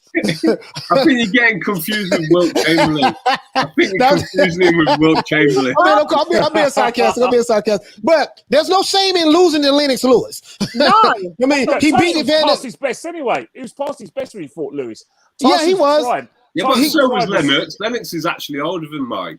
So it was fairly fair. Yeah, but different eras though. Lennox eras, was like 90s, early 2000s. Tyson's era was like late 80s, 90s. Then, but in the 90s, he did drop a belt and pay a bit of cash to not fight Lennox in the 90s as well, didn't he? Yeah. Like, but you know, I think that wasn't Tyson. That was Bo and Riddick Bowe. Yeah. Bo and Tyson got Lennox in the 90s. Oh, okay. The Bow one's famous because he put it in the trash, but they actually paid Lennox off. Yeah, see, I don't know if that was a money thing. We never saw. That's another fight we never get. We never get to see. We're never going to see. We're never going to see Fury, Joshua, and we didn't get to see. Bow and Lewis. That's not going to happen. That's not. Yeah, the Fury Joshua. That's done. It's not happening. You can forget that. We don't know. We don't even know if we're going to see the Wilder Fury 3. Yeah, that's what I'm thinking. I'm not sure that's going to happen. I don't know, man. It's not going to be because of Wilder. Wilder's going to be. The was saying that Ricky Hatton's talking about Fury packing it in. Wilder's going to fight. It surprised me. Someone in the chat earlier on, they were saying that Ricky Hatton was saying that Fury might retire. So it's when after the fight? You mean? No, just not fighting. Just retiring. Tyson Fury's fallen out of love with boxing. Tyson Fury does boxing because he's got contractual obligations. But if it had not been for that, he'd have been gone a long time ago. You don't know even about contracts, though, Ken. When has he cared about contracts? Well, he's still got a contractual top rank with in that. Yeah, top rank. Tyson Fury's. Trust me, in 2 years' time, Tyson Fury won't be boxing. That's a guarantee. How many years? 2 years. I reckon 2 years. Yeah, Has he got 2 fights left with top rank? He won't. Yeah. From that contract. He'll fight once a year, innit? He'll fight once a year, and that's it. Done. You'll never see Tyson Fury in a ring again unless he runs out of money. So what's the likability or the probability that you guys think that he's going to fight Wilder on the 9th of October? I can answer that. Yeah. With Tyson Fury, you never know. It's a 50-50 chance. It may happen, it may not happen. As John Fury would say, and I'm not too crazy about John Fury, until we see Tyson Fury inside of the ring and the bell goes, hold on, I'm going to pull out my thing. And the bell goes, that's when we know it'll happen. If Tyson Fury shows up at the press conference, it doesn't mean shit. We saw what he did to Vladimir Klitschko. If Tyson Fury says, you big dog, I'm gonna give you a licking, Tyson Fury. Wilder, yada yada yada. That don't mean nothing until we physically see Tyson Fury inside of. I don't even care if we see him in the locker room getting his hands wrapped and the gloves put on. It still doesn't mean the fight is going to happen until we see him inside of the ring. That's when we know it's going to happen, and that's why I'm so disgusted with this guy. I don't dislike Wilder to that degree because at least Wilder fights. Wilder's going to fight. I surrender to all you guys, man. I tried so hard to sell Tyson Fury to all you guys, man, and I can't sell him. There's no buyers. Listen, there's no buyers. Like there ain't no buyers for the first fight. Ken. Tyson Fury is a great fighter, and listen, I love his footwork. He has, in my opinion, he has the best feints in boxing. Yeah, it's fake, man. He can feint, irky jerky. Like he I'm not gonna lie to you. It's crazy. But he has excellent footwork. I love Tyson Fury's boxing ability. That's not what I don't like about him. What I don't like about him is outside of boxing, leading up to the fight. They say, well, he plays a lot of head games. No, he's lying. Yeah. That's not head games, it's lies. You see what I'm saying? I don't care how you try to dress it up, how sweet you try to make it. Oh, he's just playing head games. If you say one thing and do something else consistently, it's not head games, it's lies. So he's and so I come on, man. I can't deal with it, man. Like, I'm almost 50. It's just too much for me. I'm just too much for me. Leighton ain't got time for it. Leighton, hey Leroy. Leighton, dropping a half a club on your girl. Yeah, $4.99 Super chat. Playtime's over, boy.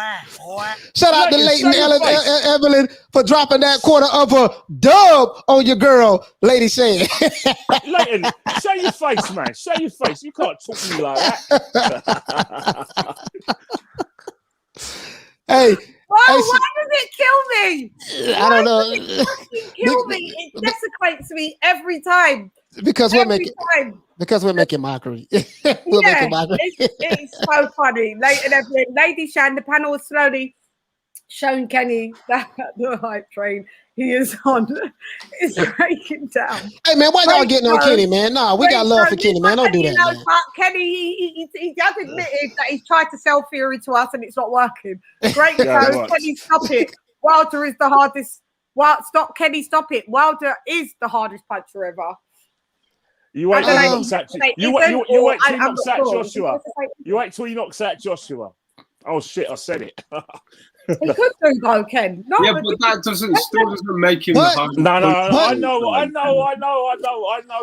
But Kenny, it goes both ways. It goes both ways. Joshua can knock out Wilder as well.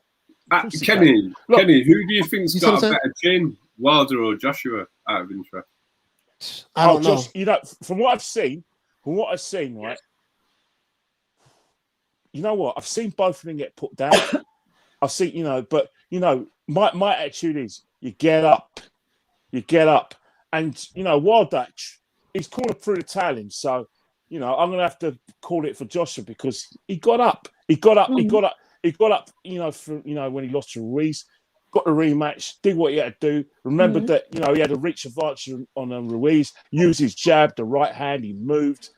Did try looking for that uppercut that leaves him open for those flurries, and just did what he had to do. So, and then remember Klitschko, Wembley Stadium. I was in the stadium, me and my wife. We thought it was all over the dream when Klitschko hit him with a hard right hand, and then he could have knocked him out. Even when the fifth round when he put Klitschko down, I thought Klitschko was going to knock him down.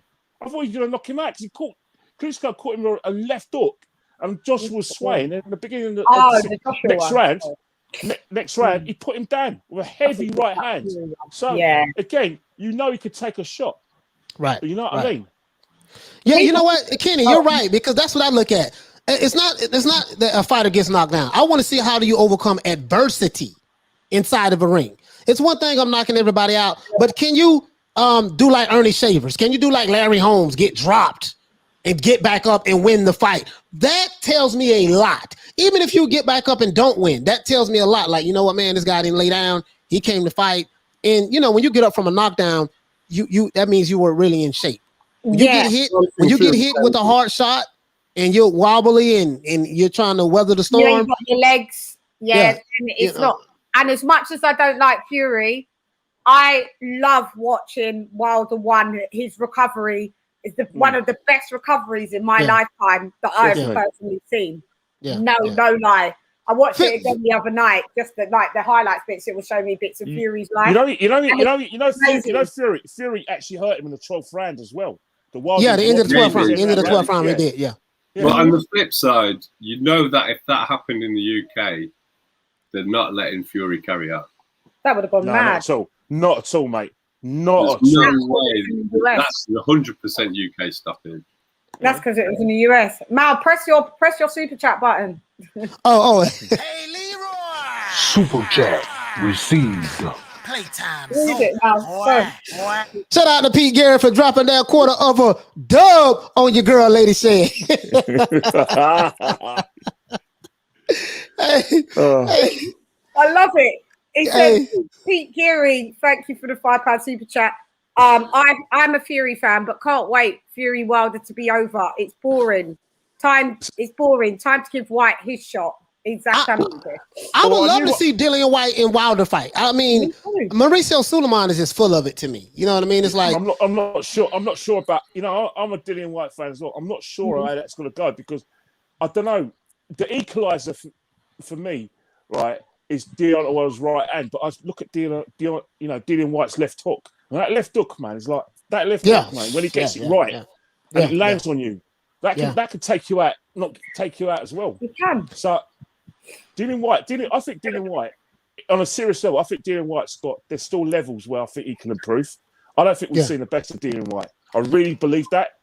And that's not being a Dillian White fanboy. That's just what I've seen. No, it's not. Yeah, he's clearly got areas that he can improve on. He's not complete by any way. That's why people don't generally regard him as one of the top 3 fighters. And rightly so. I think the problem with him with the Wilder is his balance issues.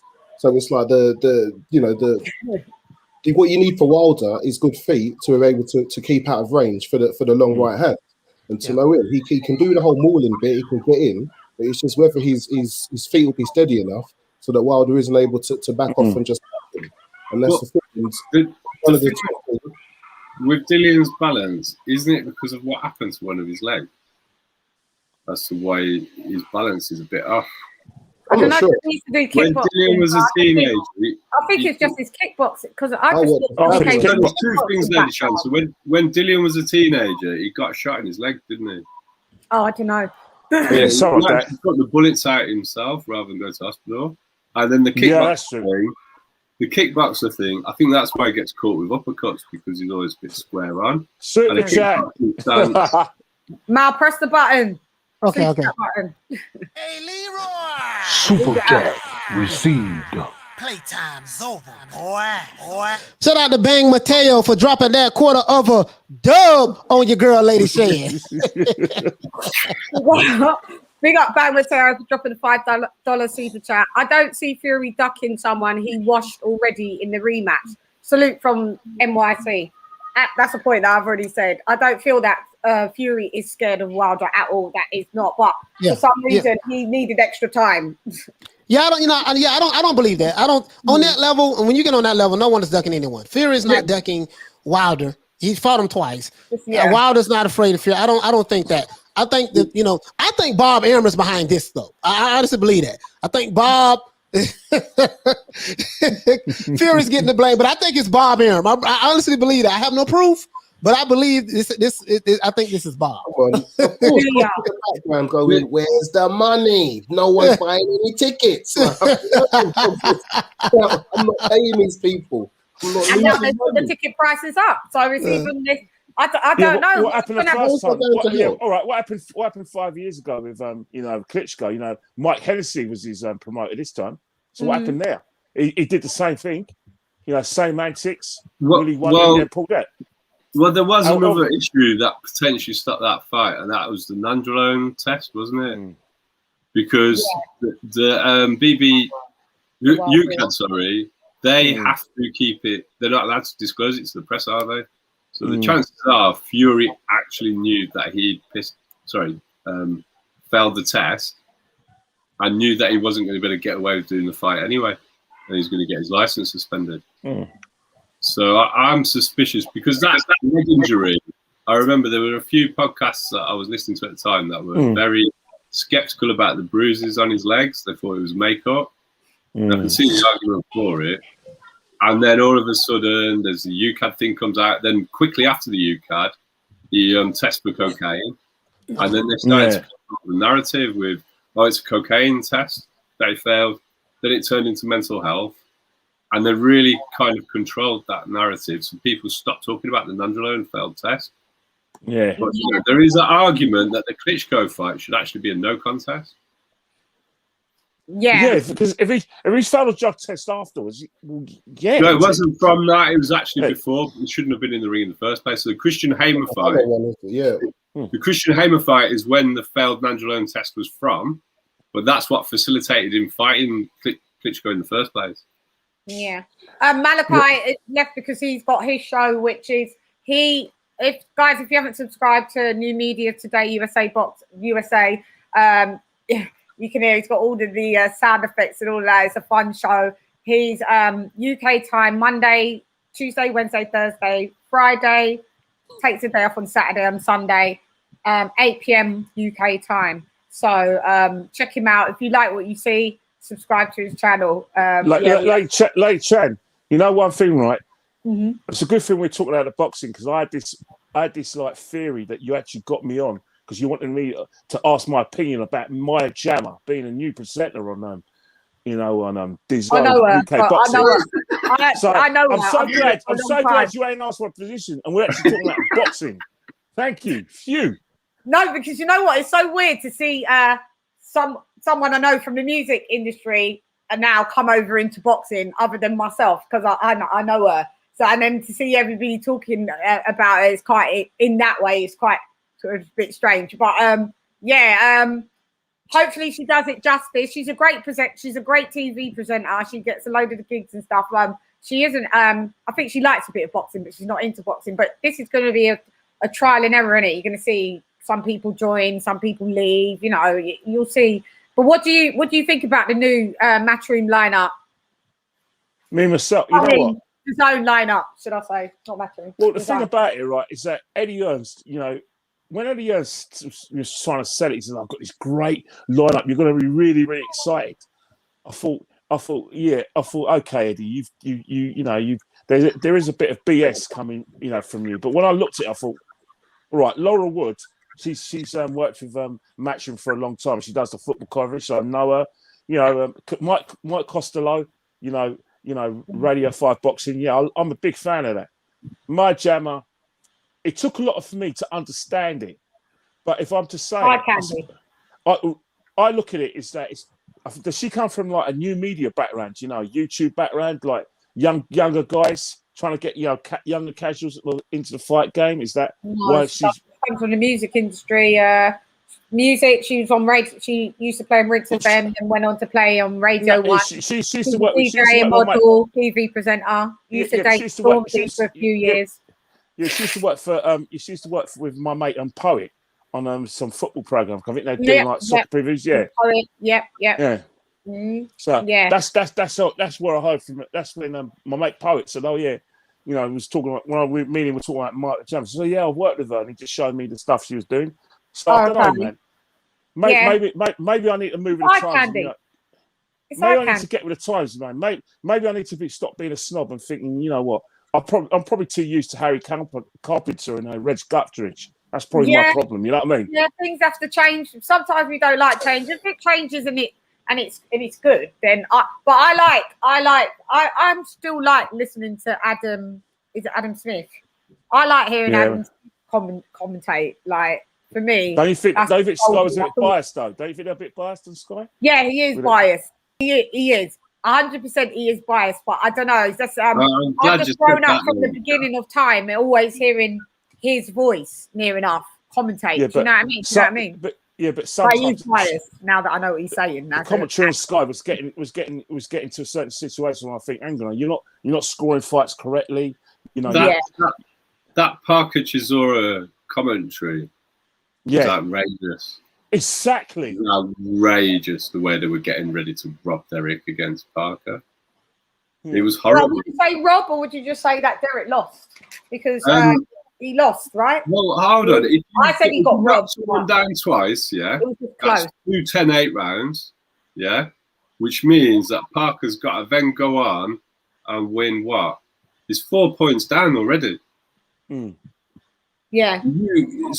So to me, that is a robbery. It's not. I said he got robbed, but because it wasn't just those 2 rounds that Derek clearly won.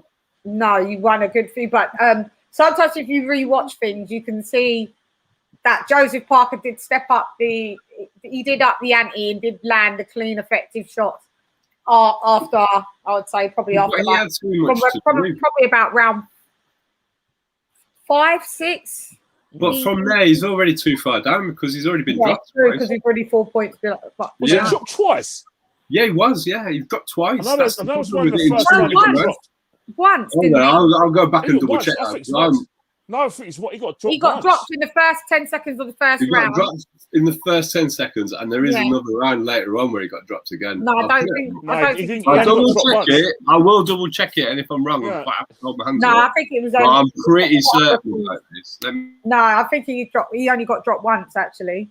Yeah, I suppose that's why you might be thinking of Andrew Ruiz and Ariola. That kind of was nearly 2 drops. I mean, that's why Chisora gets fights, because a lot of his fights, either it's a credible loss or it's a 50-50, and you think, you know what, another judge would have given it to Chisora, and I think that's why he still gets his pay-per-view fights. Personally, don't get me wrong, I respect him, but I think, what's the point? Fight fans hates the Chisora name. It's a trigger like you. You and fight fans are the same when it comes to Derek Chisora. Doesn't want to hear anything. He don't want to hear anything about the geezer. Anything at all. Not to say much because I don't think I'll give him any of the benefit of the doubt. I mean, I watched it the first time, the Chisora Parker, and I had Parker winning. And when I watched it again, I had Parker winning more. So I was like, I'm clearly not liking what I'm seeing. Whatever, I just thought Chisora's work as messy. It was wild, and I like clean, effective punches, not just wild and ineffective punches. I mean, he did knock him over, but I think he was a bit wild and he gassed out, and Parker took him in the later rounds. He's a bit tricky, isn't he, Archer? I understand. I'm not in the majority of people, and a lot of people actually thought that Chisora had it. So I'm with you, fight fan. I'm not one of those guys. I thought Parker won that as well. But when I rewatched it, I could see where you guys are coming from. I could. I would have been happy with a draw for that. I think with Derek puts bums on seats, and he probably puts he probably that sort of green button on your Sky remote. I suppose Derek does gets you to put your green button on your Sky remote and buy the fight. But what he actually brings to the fight game is hard to without trying to sound like impertinent. It's hard to understand what he brings to the fight game. Just a bit of entertainment. Stu Brunts, thank you for dropping that quarter of a dub on your girl. Massively appreciated. I'm gonna have to get some sound effects in town here. I'm gonna have to, and I could do my own sound effects as well. I'll drop some bars on there. But thanks, Stu Brunts, for the super chat sticker. Massively appreciated. Did you check it, John? It was one knockdown. I don't know where it got it, what happened, because I watched it live, and I was on Julius's live show while we were watching it.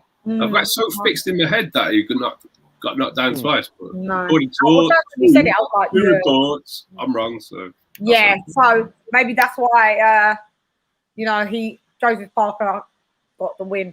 I keep saying I'm going to rewatch that fight. I just can't bring.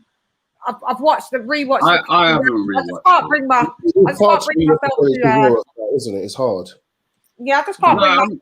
I like Derek, but not because he's a great boxer. Because you know what he's coming to do, and he always lays it out. Yeah, just can't do what he comes. But if people criticise his work, that's fine because he smothers his own punches, and a lot of what he does is very rarely clean, is it? Where do you think he goes? I don't. David A chucked him in now. David A, I knew it. Well, from us all that how gaunt and I called it. You guys need to watch my commentary. I called it. I said David Hay and this. He's had enough of him. I knew it was coming. I said it. I said David Hay, he's gone grayer. He's gone gaunt. He's gone slim. Chisora was sucking the life out of him. Yeah, but it was good for Chisora, because David did try it, and he has managed to improve him slightly, but it was good for David A. David A managed to create a big fighter, and Chisora made money. Yeah, he definitely did improve Derek's conditioning. Yeah. Whether he improved his skills or not, I wouldn't really want to say. But Derek looks in good condition, particularly when you take into account how old he is. Yeah. I thought that's 37, 38. Yeah. Yeah, 37, 38. Age, very suspicious. I think when you... if you do actually train, training does work. It doesn't always have to be help. Look, it doesn't always have to be help. When you start approaching 40, that training doesn't help as much, you know. I just think it's Lake Show 42, no new manager stated as yet, I'm afraid. Yeah, but you know, all right, you said train, but you know, like Dillian, you know, when me and the wife, right, we were at the first, Joshua fight at EO2. And one of the things my wife commented on is when we looked at his condition and went, firstly, we both said, no way, mate. No way could someone in that condition last a full 12 rounds. And since that fight, Dillian's conditioning and fitness has improved really a lot. You know what I mean? I think, mate. I think boxers nowadays, I think they're athletes now because of the situations that they got a training set. You know, the MTK plus they got their diets, they got their sports scientists. I think that's where because previously when I was looking at certain fighters, they weren't in the great shape that they are in today. Yeah. You need to qualify that a bit for me because if you go back to like the 50s. Yeah, you look at Cleveland Williams and Sonny Liston. Yeah, they're always in good shape. Always. What I'm trying to say is that they didn't have the help though. Nowadays, it's a more professional outfit. Like they've got, like the conditioner. Say you're training me right now. You'll be my cuts man. Like Fight Fan would be like you deal with me. Like in terms of my training. Like. Strength and conditioning coach or something. Then I'll have a strength and conditioning coach, and I'll have a diet. Then you could be double up as my dietitian. What I'm trying to say is that it's their approach. You know what I mean? In terms of what they got in front of them and what they need. And I think there's a lot. There's it's a lot better than what they were getting before because I think maybe they take it from other sports where again they've seen themselves more as athletes as well as like we don't see many of the Ricky Hatton ones, where Ricky Hatton used to sort of refuel. Well, I don't know, because I've seen Dillian get that food baby on a couple of times. Like, I think Dillian's downfall is he loves his food. But I think he's staying in shape now. Dillian's conditioning has got better. Yeah. Dillian's conditioning way better. He looks much better than what he does. Well, if you actually look at when they announced the Rivas fight, when Dillian came in the ring and they just announced it, Dillian had put on some weight, and I know he put on weight again after the adverse finding. But if you actually look at that before the Rivas fight, he was doing it then as well. And if you go all the way back to when Dillian was a young man, he was always in good shape. And I think he's a bit of a Derek Bowe. I think he likes food too much. How he looked in Saudi was mad. Sorry? Yeah. How he looked in Saudi was crazy, but he still but I gave him a pass for that. That's extenuating circumstances, though, isn't it? I gave him a pass for that one. It's not that one. It's how he looked when they announced the Rivas fight. That was a worrying sign to me because you shouldn't be blowing up and down like that. Don't care if you're heavyweight. Why did you give him a pass for the Saudi one? Because, I think two things. I think he went through some definite mental struggles, and I think Dillian turns to food when he's stressed. I think he is a stress eater. And why does he get a pass for that? Because what he had to go through. What did he have to go through? I must have missed something. What did he go through? The adverse finding where they stripped him of his interim belt. They took his mandatory status away. Oh, that. He was going through all the yeah, so I think because he was stressed. Saudi, you're saying? Yeah, I think that. Well, I definitely think that's why he got fat for Saudi. But he was fat when they announced the Rivas fight as well. So I think it is a bit of a habit with Dillian. And the amount he trains as well, if his diet was better, I think he'd carry a lot less body fat even when he is in good shape. He still needs to even strip down a bit now. I'd still he does. Go down a bit more. And I think he trains hard. I think he trains hard and eats badly. I think that's Dillian's problem. Yeah. I think that's it. Trains hard, eats badly. Just subscribe from Brixton. Big up. Thank you very much, Benjamin. We are going to wrap up the show. Have I tried to get AJ? Do you know what? There's a way. Do you know AJ? No, I don't know him. I don't know him. Know a couple of people that do know him. But Do you know any boxers? Do you know any boxers? Yeah, I do know some. Get him on your show then. I have. Carlos Taka, I was supposed to go and meet him, but because I got COVID alert, he's only around the corner, not too far from my house in the gym. But he hit me. You've had Wardley Fabio on as well, haven't you? Yeah, I've had Fabio Wardley, I've had Hannah Rankin, I've had Tasha Jonas, I've had Michael Hunter, I've had Paulie Malignaggi, he's coming back on. I've had loads of people, Ken. I've only known you a few months though. You've had that's the thing. I've had loads of people so far. I've been lucky and blessed, so I've got more to come, definitely. And I want to. I always like having Ken. I was watching you lot the other day on Pet Talk. The other day on with Joe. No, it weren't Joe. It was you and It was me and was it Bruce? Jay and Bruce Buffer was on. Yeah, it was you and Jay. Yeah, it was you and Jay. But you gotta forget Joshua. Lady Chance had the mighty Chris Lovejoy. Oh yeah, I interviewed Chris Lovejoy. Out there. God. Yeah. The mighty at the time undefeated Christopher Lovejoy. Into it. I'd never have him again. He's a total loon. But people give me people who they would like me to see me to interview, and I actually reach out and 8 times out of 10 they say yes. You know what's happening about the show? It's about 32 degrees in it out, in the United Kingdom. But I thought when I mentioned my two favourite fighters, my second 2 and 3. My favourite fighter is Deontay Wilder. Dillian White. But my second one is Tyson Fury. Deontay Wilder is someone I think probably gets a fair deal. But I could feel that it was about 40 degrees when I said a swear word. Well, according to you guys, a swear word anyway. I won't say it again. I won't say that. I will not swear like that again. No, sorry. My mother banned me from bad language, so I will not say that. Word. No, I like everyone. Andy ran off and he shouldn't have because me and Andy always bicker like that, and I don't know. Maybe it was just a bad day for him. Yeah, but I don't know. You might have gone too far, man. No, all I said, you got your head so far up. You got your head so far up Tyson Fury's ass that when you take your head out, it's brown. Andy knows me. Chan, you weren't even talking about Fury. All he said, because you have to say that with Wilder, you have to say he's got a chance with the punch. That's what everyone has to say that with Wilder. I know, but what it was, I do, Con. Long time, mate.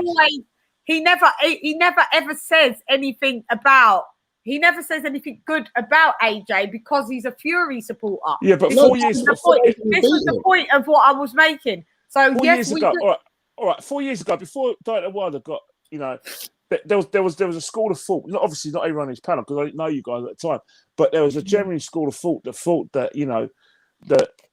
4 years ago, when Deontay Wilder, we expected Deontay Wilder to follow on from the Klitschko fight, and we always thought, right, what's going to happen between AJ and Deontay Wilder? And that's why I put it to the panel. And I was thinking, because there was people thinking, well, it's 50-50, Deontay Wilder hits really hard, and Joshua, if he catches out of Joshua, he could go down, he could be knocked out.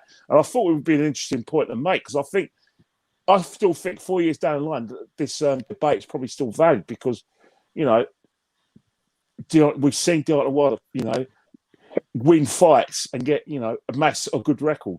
I didn't mention about the caliber opponent, but, what he's amassed as, in terms of his resume. Yeah, no, Andy had to get him, afraid, because he does always down AJ, I'm afraid. He had to get it, and that's it. If Andy wants to take that super personal like that, when Andy knows the no, Andy, he knows he's my guy, then that's on him. Maybe he just needs, it was a bit of sunstroke. No, it was me. It was me stirring the porridge. It's me, It was your fault anyway, Kenny. It was your question. How can I come on your show, right, and start causing this sort of heat about Yeah, 2 fighters. man. How can I? Man, come on. You know I enjoy No it. full well. That's what I was brought on for. I was No, brought on for that. No, that wasn't what you brought on for. You What was I brought on for then? I wanted everyone across the board. I don't like panels where, oh, I like AJ, that one has to like AJ, that one has to like AJ. Like, you like Wilder, you like Fury. I like everybody mix and match, but it's good. Like what you do, Ken, you listen and then you like, all right, I can get that point of view. And then I listen to your point of view. And then I'm like, I can get your point of view. Every time you come on. No, thing is, the reason why I like coming on shows like this is because I like people who have the same sort of passion for me, not just for boxing, but for a battle, all right, a verbal battle, right, where people stand their ground and have it. I don't want anyone to go, oh, all right, he's right. No, let's just put our points across and say, right, this is why I think that. And you guys gave me valid reasons because it is a point of question. Who might say he is the hardest hitting puncher? Maybe because I'm such an Arsenal fan, football fan, I'll probably followed the Messi Ronaldo theory and I brought into a boxing chat. That's probably what's happened. But I'm not going to back down though. What I think though, because of you guys. No. And if you change your point of view, you change your point of view. That's not going to happen. That's not going to happen. But it was interesting to get you guys to break it down. It's nice to break it down and understand where you guys are coming from. Because I've been, you guys are involved. Some of you guys as trainers. Obviously, I've, I'm training myself, but I've been watching the sport for the last 40-something years. And I remember, back in the 70s and 80s when the sport was an absolute joke. BBC weren't even showing fights. I was showing the highlights the next day, and your fight was live as on ITV. The first fight that we probably saw live properly was probably, maybe Baron McGuigan against Eusebio Pedrosa at QPR's Brands, 85. And then on ITV, it was, Bugner versus Bruno. And then after that, that's when TV, got interested in boxing. So I was lucky I got highlights, you know what I mean? I've seen the good, the bad, and ugly of the sport. Yeah, I know. And hopefully we get to see more good stuff. And John, I'd like to thank you for coming on as well. Pleasure, John. Like you always got great knowledge. I always hear you go on Rafi's and that. Big up to Rafi, by the way. So I always hear you on there and that we go there. Yeah, well, I get things wrong too. At least I can admit it. Like with the Derek situation. Me and Kenny was like, no, it's one. He was like, no, I'm sure it's two. I actually thought I got to go and watch this again because I thought I'm sure it was one. I forgot it then. Yeah. Well, that's the thing I don't ever get is when people get something wrong, why don't they just admit it? It's for some people. Mate, I got it wrong. You're absolutely right. It crosses it. You're absolutely right, mate. Yeah, sometimes we get things wrong. We're not perfect in life. But guys, we will reconvene and do another one of these panels shortly, sooner rather than later. Thank you all for coming on the show. Kenny Ken, Malachi, Andy, Coach Andy, John Seeley, Fight Fan Figures. I just want to say one more thing. It didn't come on. No, it didn't come on, did it? Didn't come on. It's coming next year, Kenny. Don't worry. It might come for the World Cup. It's a big one. Next year. It might come for the World Cup. It might come for the World Cup. I still think Southgate's tactics in the second half showed him to be a right wazzock. Should have been more. He just waited a bit too long to make the change. Yeah. It's sad, isn't it? But it's sad. But hopefully, if football went to Rome, it didn't come home. It went to Rome. I was so desperate for England to win it because I thought he'd just give the whole country a lift and everyone was going to get knocked down a bit of it. But it didn't happen. We needed that boost. But hey, a couple more days of sunshine, and then we may go back to a lockdown in 5 weeks. There was genuine hope of them winning it. That's the worst bit. Like, there's never been genuine hope. So a lot of football fans would have been in real agony. Well, I was saying to my friends, I said to them, you know what? You'll feel much worse if you lose again in the final because when you lose in semi-finals or quarter-finals, you're not close. You're not close. It's a myth. Yeah. But when you lose in the final, you can touch the trophy. You can't. But you can't touch it if you don't win it. The thing is, Tony, in the semi-finals against Croatia last time, we got outclassed. I don't think we got outclassed by Italy. It was fairly even game. And they beat us on second half. They was all over them. First half, we were all over them. So it's kind of evens itself out. Like they won the second half without a shadow of a doubt. We were clearly the better team in the first half. So that gives me hope that we're continuing to get better. Yeah, got a young. And you look at all the young players that are coming through. They got another 3 or 4 tournaments in them. You know? Yeah, exactly. And Southgate keeps bringing new young players into the team. He's not just stuck on 111. With the England setup now, they've got a conveyor belt. I've got something controversial to leave you guys with, right? I've got to leave you something controversial. England, the next way, England have to win the World Cup. They've got to be one of the favourites. With the players you just described coming through, anything other than winning the tournament is not acceptable. Yeah, no, I would agree. That's my mindset.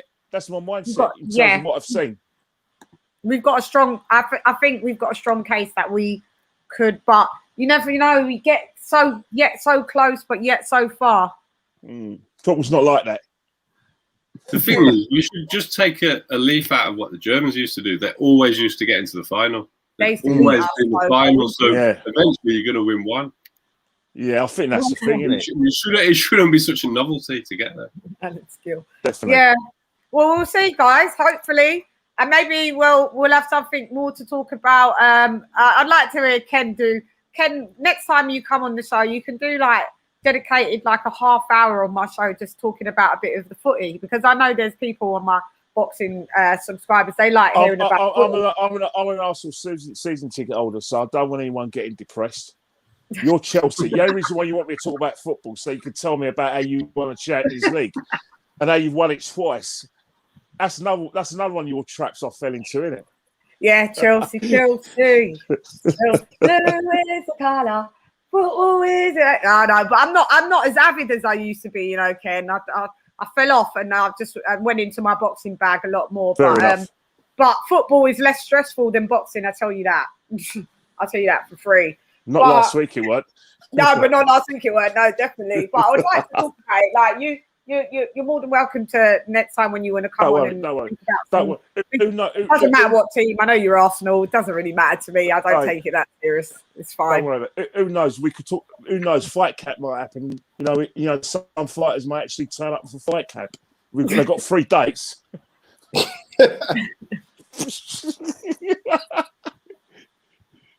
I say nothing.